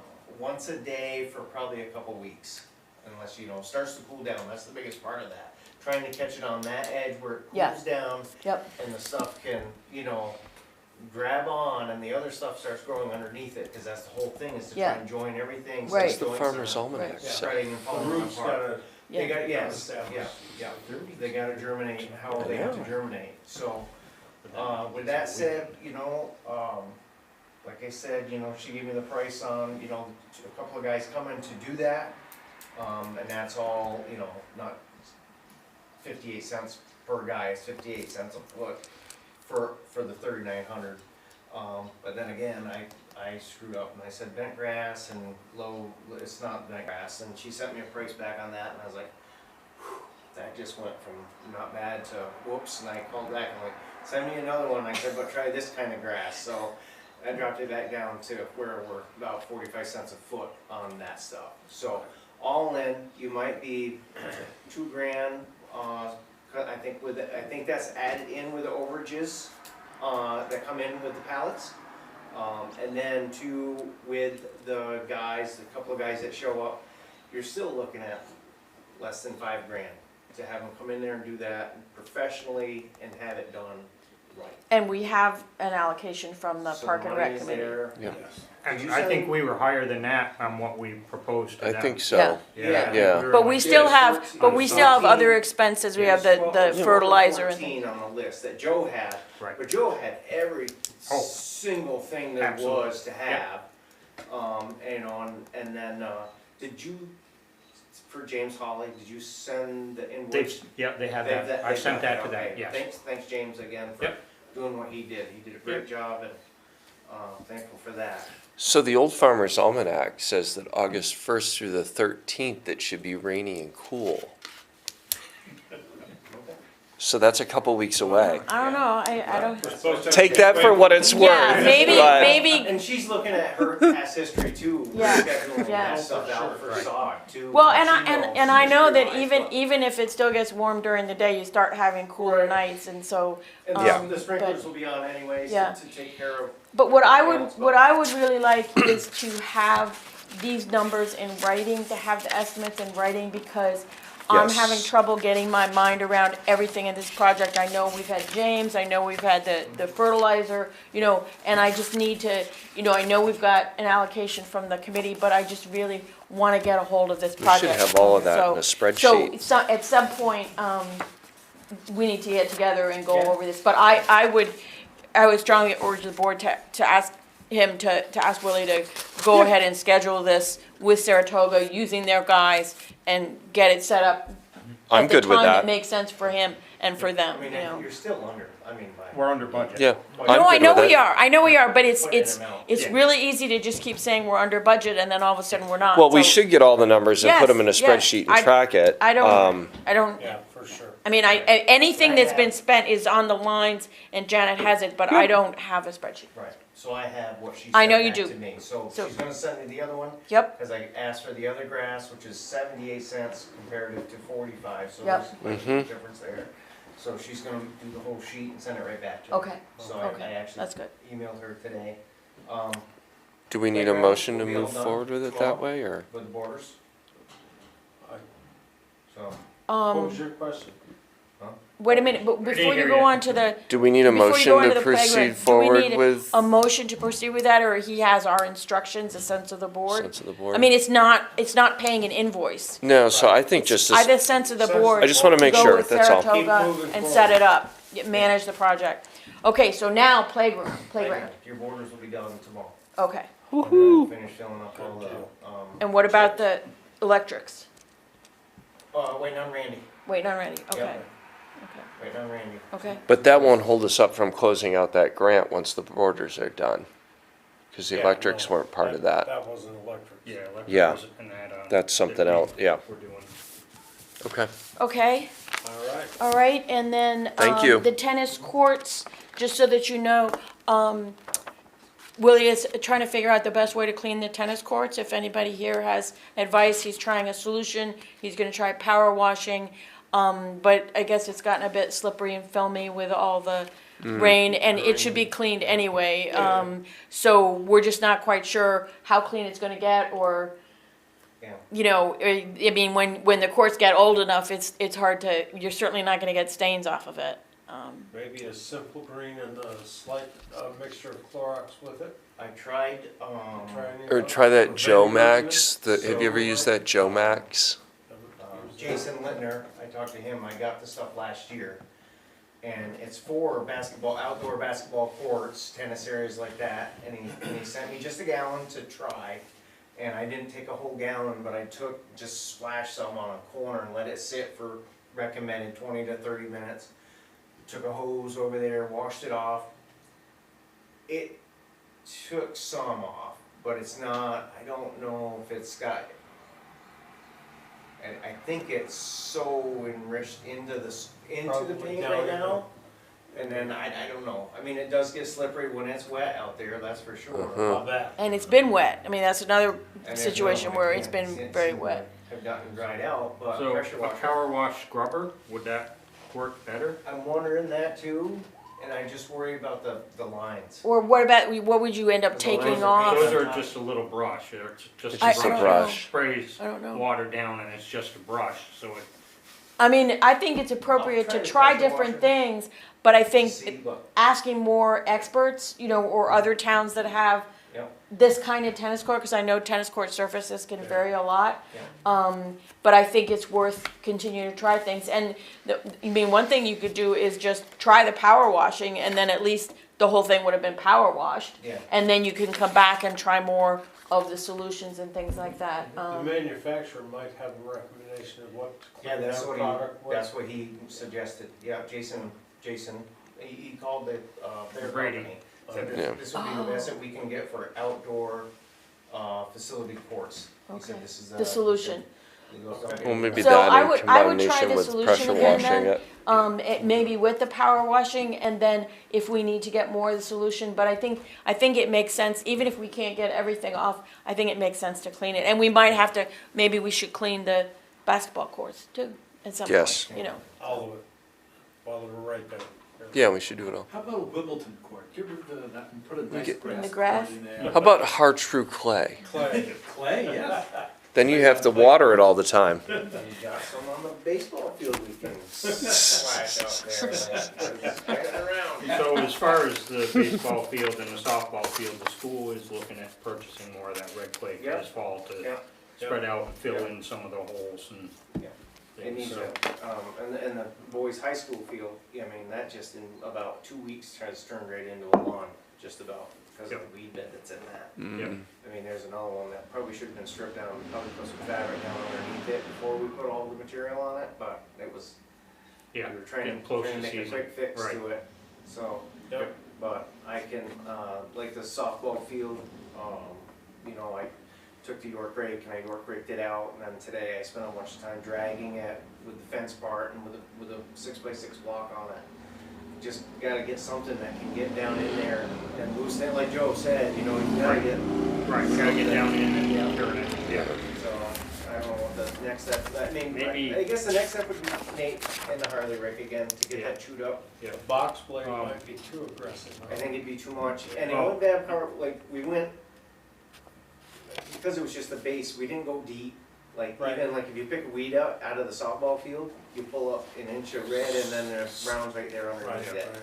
So it's not, you know, if we You put know, more on mix it, you might be able to chew it back into it, but Yeah. it's, like you said, there's gonna need more. I mean, I'm going down to see Joe at MAU, maybe I should pick you up and we'll see what their process is Yeah, down there, cause Yeah.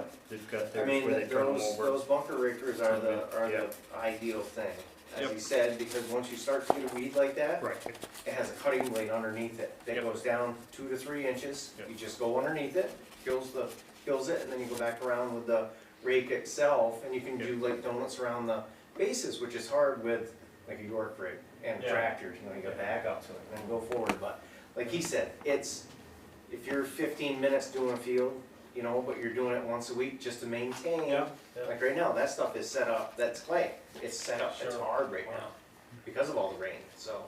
Yeah. But, you know, he did say stop and look at that whenever, and be more than I'll be willing down to. there within the next couple of weeks probably, so I'll get in touch with you. Yeah, definitely something we need to think about, you know, if we're gonna use the clay on them fields, for sure, so. All right, anything else? Soccer, I know they were just working on schedule today. Yep. I just got I away think Blaine said they schedule, were so. starting like the 15th or something, practices Practices starting. fully start, yeah, the 14th or 15th Yep. for high school and 25th Yep. for And middle how school. about, concrete for the bathrooms? Where are we on that? Do we know? We'll have to ask Glenn when he gets and back. Mark, we're trying to coordinate the digging and all that, so I'm not sure where. Okay. I know they were talking August, but they wanted it done before soccer season started. Yeah, that's what I was Yep. kinda wondering where we Yeah. were on that one, so. And what I about, made a note of it, I made a note. what about the bathroom partitions? So I was gonna report on this, elsewhere, but I might as well say now. I have, assembled a list of the different things that the town, might need to have done on different buildings, some of them larger that are for the future, some of them minor now, and, someone has been recommended to me by Christian, and we've sent him the list, and we're gonna see what he says, and I have some other people I'm gonna be in Okay. touch with. Perfect. So, not done, but In process, something that's happening, good. and that's what you want to know. That's You all wanna I know that wanted to something's- know, if there was- Absolutely, I did not forget about it. I'm just thinking No, soccer absolutely. season and And- fall and the sports park and is everything really, like that, yeah. And I said that like the last time I was at the meeting, I'm like, ooh, it's hard to get, I'd love to try somehow. No, someday, but it's. no, you need more than one people, so I'm gonna people, find yeah. somebody, I'm Okay. gonna find somebody, so, on that. super. Well, thank you. Park looks good. Thank you, Willie. Appreciate it. Thank you for all your hard work. Next item is town hall, telephone and internet issues. We're making very good progress on that. All of our Comcast equipment is out of the mix. I've got to pick up some equipment at the well house, and then I will get all of that returned to Comcast within the time period. So I was conversing with Janet on that today. We have one outstanding item, and I would just note that on our original refactor, we are running below estimate on the professional services from Ian Abel currently. And we have one outstanding item, and that is the fire alarm, digital alarm communications terminal, or DACT, that's here. It is aging. and was a POTS only item or plain old telephone service only item. We currently pay $101 a month and 38 cents a month for the single copper POTS line that we have here. So we worked with Countryside Alarms, who's our alarm provider here and servicing company in monitoring. And I have a proposal from them. We would add a internet and cellular communicator to the current DAC terminal that's installed. So it eliminates the phone line, gives us our dual path as required by code, communicates over internet as well as cellular. It's actually better than what we have today, which is a single POTS line when we really should have two, and there's a whole long story around that. So anyhow, there is a $675 capital improvement charge for that new terminal. And then our OpEx would be $180 per year in addition to our regular monitoring fee that we pay yearly. But that would eliminate the phone line. So CapEx plus OpEx, we've got like an 8.5 month ROI on it. There's no reason that we should keep that copper line. So I would have proposed that, I'll just make a motion that we would move forward with installing the new internet and cellular digital alarm communications terminal for $675 out of our buildings capital reserve fund and get that installed to move forward. Is there a second? I will second that. Motion made by Matt and seconded by Amy. Now we can have discussion. So, what would this phone line be going through? The internet? It uses both, it reports to AlarmNet through Honeywell AlarmNet, which then reports to the central monitoring station, and it goes out over either the internet or via cellular. So it has both technologies built into it. If one is down, it uses the other. It has a 5-minute monitoring. It has a 5-minute, it's required by code to check those communications paths every 5 minutes. Okay, because I just want to be sure that the board understands that as of right now, we are not, as far as I know, and Janet can weigh in on all of this, but as far as I know, we are back on Comcast for the phones, and I'm still losing my phone because we went around in circles with Your phone isn't on Fidium. Comcast. Your With- phone isn't on Comcast. Your phone is on Granite. It's a VoIP But I mean, phone. it's not going over Fidium yet because They screwed that up. because they screwed up the orders and having the internet and the phones, and they have to be separate. So I think they've come back and fixed that, but we still have to have Enable come and switch the phones onto Fidium. So No, the phones are not going on Fidium. they're going on the internet. They're going on the internet, and that's going to be Fidium. I mean, I don't know. Yes, the phone has nothing to do with it. Your telephone on your desk has nothing to do with this project. I understand that. I just want everybody to understand that what we expected to have for the phone service in this building has not yet come to fruition. And I want to make sure that whatever you're proposing does not rely on any of the things that we do not yet have. No, you are waiting for Fidium to correct the account so that we can move the internet in this building from Comcast to Fidium. Right. Regardless of doing that, Okay. this will work because you still have internet service. We are making no changes to the phones in Town Hall. They are on Granite, Right. and they will remain on Granite. Right. They traverse the internet to get to Granite. So how they Sometimes do they that, do. the path, Sometimes they do and sometimes they don't. no, that is technically how they work. They traverse the internet to get to Granite. They cannot do it any other way. Now, sometimes that path is impeded Right. because the Comcast connection is Right. overloaded. Right. That is a separate discussion From this. from what you're this proposing. and from the phones. This has two paths, so if the internet's down, it doesn't matter. It's going to go out over cellular. But it will be using the internet, this, It could, okay. or it could use cellular. Okay, It's dual path. I understand that, I just want to be Yep. sure. And we're making And- no changes to the voice telephone service at Town Hall. Right. That is on your phones at your desk. That's right, so this, I don't know when this would happen, but this process, and I understand that it would have the cellular backup as well as the internet pathway, but this working would not be affected by whether we were using Fidium internet or Comcast internet. You are correct in Whichever that we were statement. It using, doesn't would- matter. And okay, we're that's- keeping the Comcast connection No, I know, as as a a backup backup, no, which connection. we are So using now. technically, Right, you will right. have 3 paths Oh, of communication. And let's just hope one of them works. But I just wanted to be sure that I understood Okay. how this was gonna fit with those other things. So I'm fine.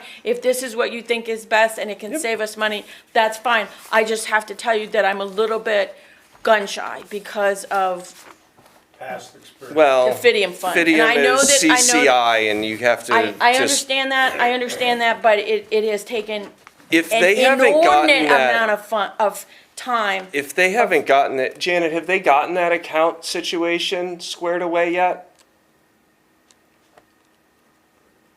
She fell asleep. She's on mute. Wait, It's I okay. have to unmute her. Unmute No, she can Janet. unmute. Can she unmute?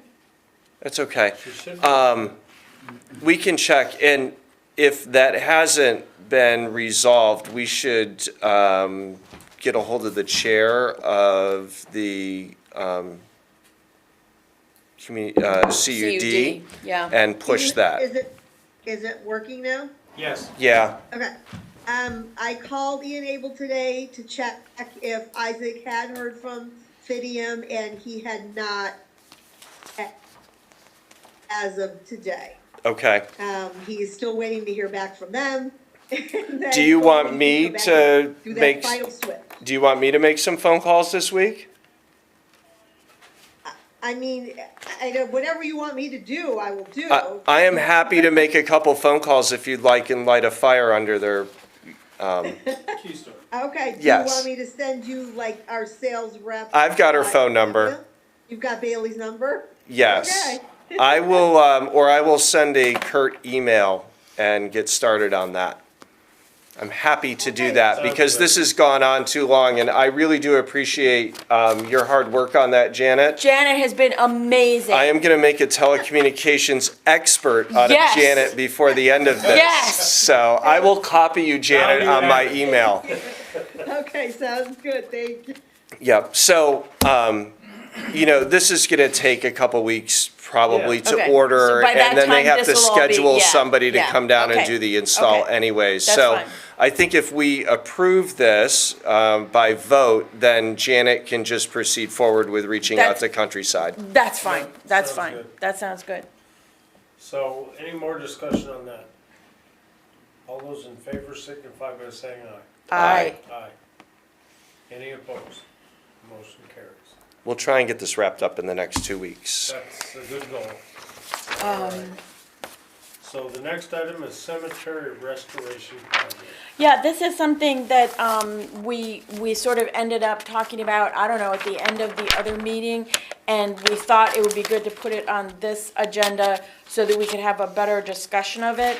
For those who don't know, the cemetery commissioners organized a substantial restoration project of many of the tombstones in the West Arlington Cemetery. They had experts come, they had volunteers. It was just a really good project, and the town highway guys and all the volunteers and the cemetery people deserve our appreciation and thanks. And Jamie, if you would like to weigh in on this, because I know you were one of those volunteers. It was, Yes, 1 of 32. yes. No, we did a lot of work. We were supposed to start at 9. A lot of people were there by 7:30 and starting. Straightened, I wanna say it was 80 stones that were straightened, about 10 or 12 that were repaired and stood back up. A lot of work, learned a lot on how to manage and take care of stones, as did pretty much every volunteer that was there. The group that came down is a volunteer group, and they were really, really good, really good. Taught us how to properly wash the stones and everything, so. Beautiful, beautiful. We had a couple tractors over there, fire truck, I took a fire truck down, so we have water for washing stones and stuff. Beautiful. Nice. Excellent. Lions provided breakfast, I think, and the cemetery commissioners did lunch. So Wow. it was good, it was really good. Excellent. And you had good weather even. We had good weather, got a little hot. Yeah, yeah, no, About 1 no o'clock. doubt with that We kind of wrapped work. up around 1 o'clock, and it was like 87, Yeah, 88 that's- degrees in the sun. That's right hot there. enough, plenty, yeah, So yeah, Everybody Yeah. was pretty well whooped. Yep. yeah, yeah. All right, Okay. So the next item is number 8, A12, interim town administrator report. so, we've sort of already been going through some of the things that, that I've been working on, the paving, I mentioned the building issues. I've spent a certain amount of time on the highway projects and a number of the different grants, like the energy grant.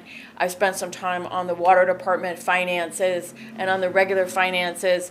And because, you know, we ended up not getting the candidate we thought we were gonna get, I am sort of now having to look at all the things that I thought they were gonna do. And so it's been a little bit hectic. So I have been in touch with Nick on occasion, and he helped with the paving, and he's been very, very helpful, and so has Mark, and so has Willie, and so I'm just kind of keeping on, and trying to keep track of the things that we need to do from each meeting to the next meeting. But I would say that most of my time is still working on the grant management and understanding the grant management, and there are invoices I have to file, and there are just reports that I have to file, and just trying to really keep up on that, and that's really the majority. And every once in a while I get something where I have to go out and look at something or drive around, but most of it is still really just trying to play catch up with the grants, so.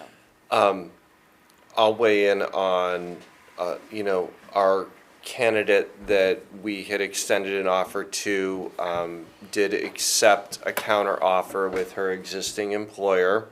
So we do wish her all the best in staying where she's at.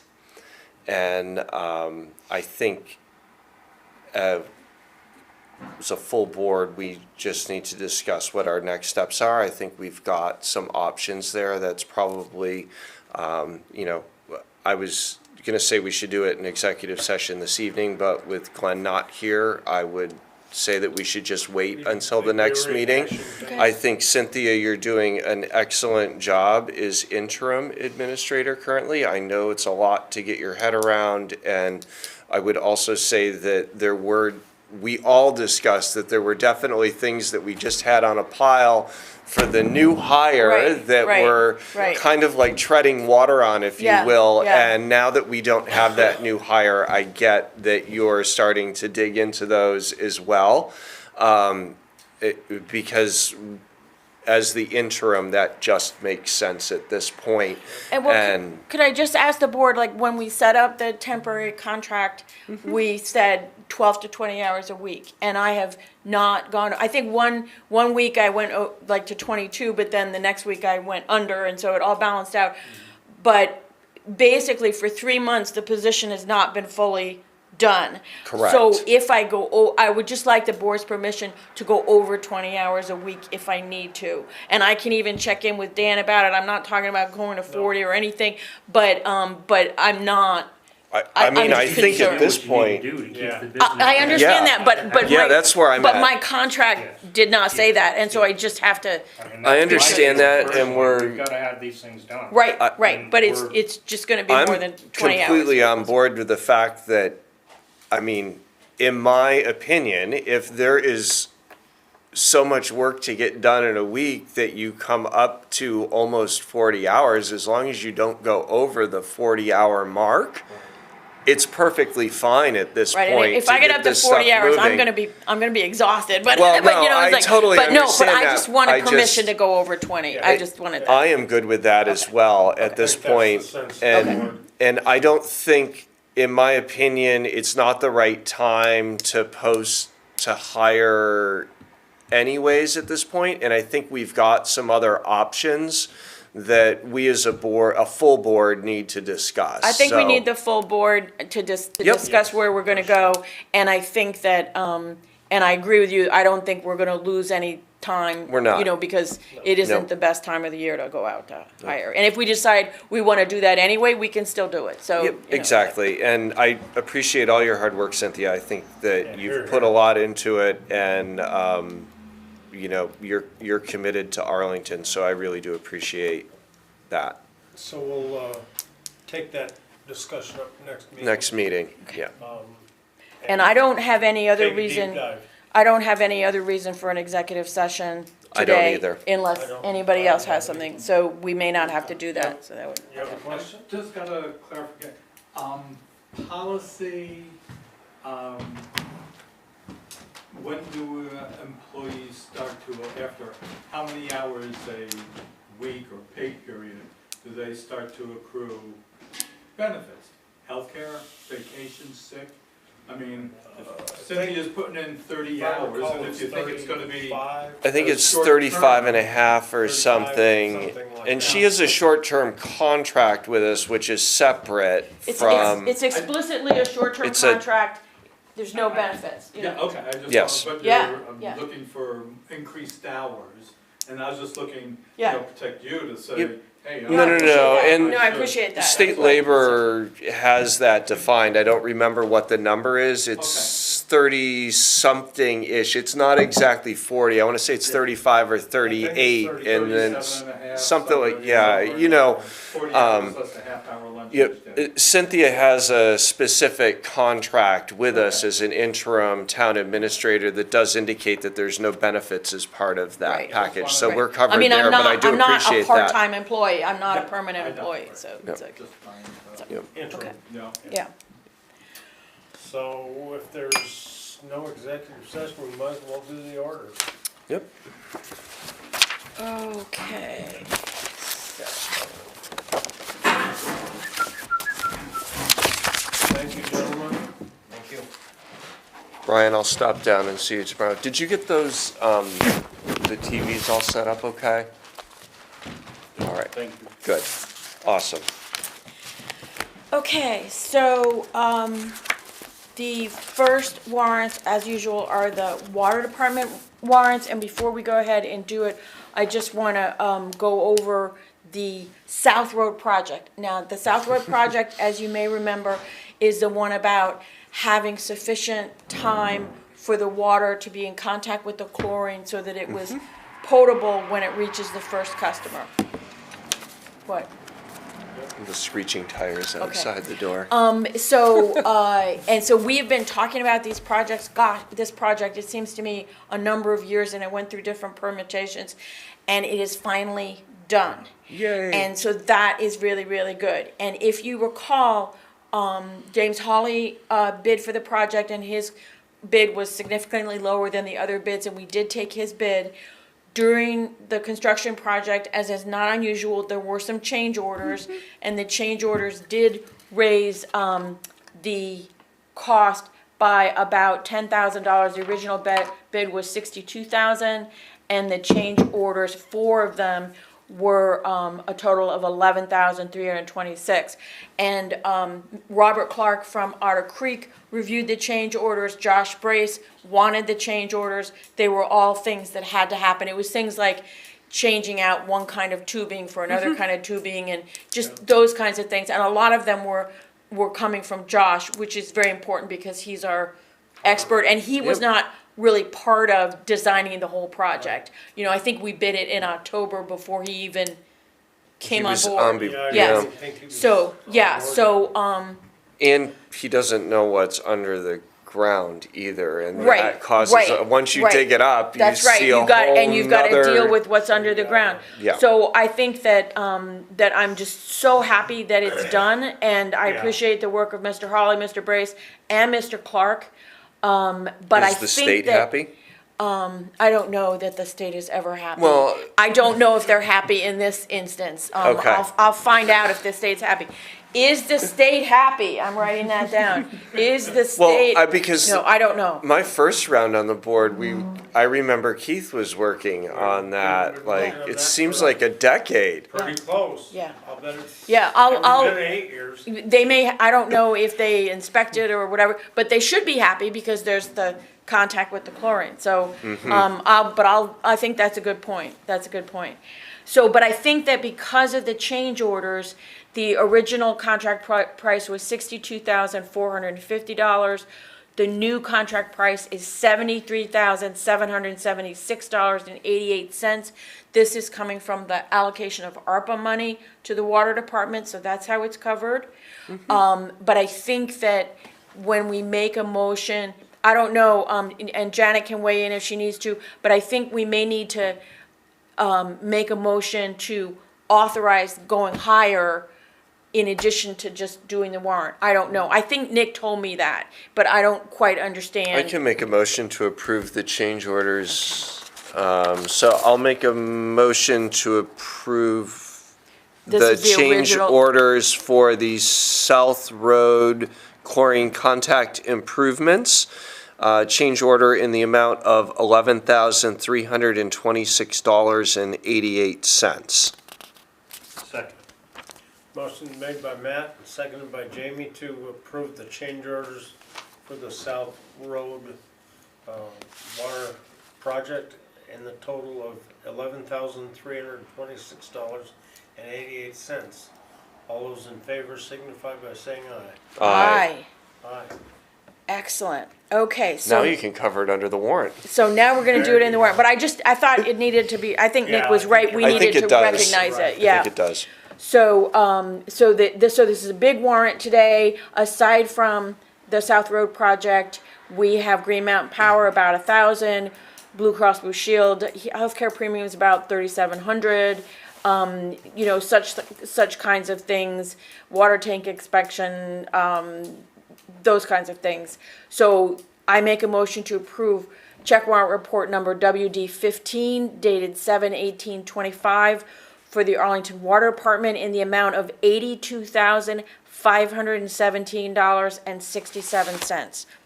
I'll second. Motion's made by Cynthia and seconded by Matt to approve check warrant report WD 15 in the total amount of $82,517.67. All those in favor signify by saying aye. Aye. Aye. Any opposed? Motion carries. And I just do want to say that in preparation for the water department meeting next week, I am looking at the water department finances and trying to be sure we understand what's in the account is ARPA money, what's reserved for a project, and what is available. And because one of the things that Christian and I have determined is that at some point in the past, we had an accounting mechanism where we would take, purely as accounting, because it was all in the same account, we would take 35,000 and put it in the account to make the payments on the bond. So just as an accounting, so that we weren't all thinking we had all this money in the water department when we didn't. Right. And at some point during COVID, I think they suspended the bond payments, or, we transitioned with treasurers. I don't know what happened, but we kind of stopped using that mechanism. So, and we don't have to necessarily start it, but we do need to have a clear understanding of reserving $35,000 a quarter for that payment. So and I'm gonna try to have a memo. You need to put a Yes. little bit more than you need for that. That's right, and so Yep. I will try to have more on this at the next meeting. I just wanted to flag it as something for you guys to be aware of. Excellent. Make much more sense than just remove headaches. Yeah. Yeah. And Christian has been very, very helpful in going over things with me, and we've gotten someone at the RHR Smith that we can email with questions, and so I'm just trying to get up to speed on this stuff. So, what do we have for the town? It looks like, once again, it's the healthcare premiums, Green Mountain Power, same kinds of stuff. Pettinelli, the park borders, well, he's gone, but we're paying for the park borders. And,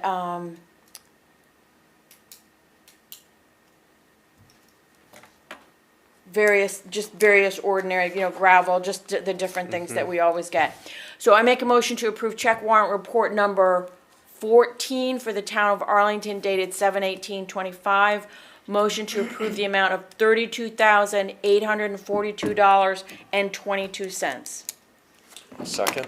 Motion made by Cynthia and seconded by Matt to approve check warrant report number 14 in the total amount of $32,842.22. I have one question about the order. Normally, the order is the same number as the water department order. This one is 14, not 15.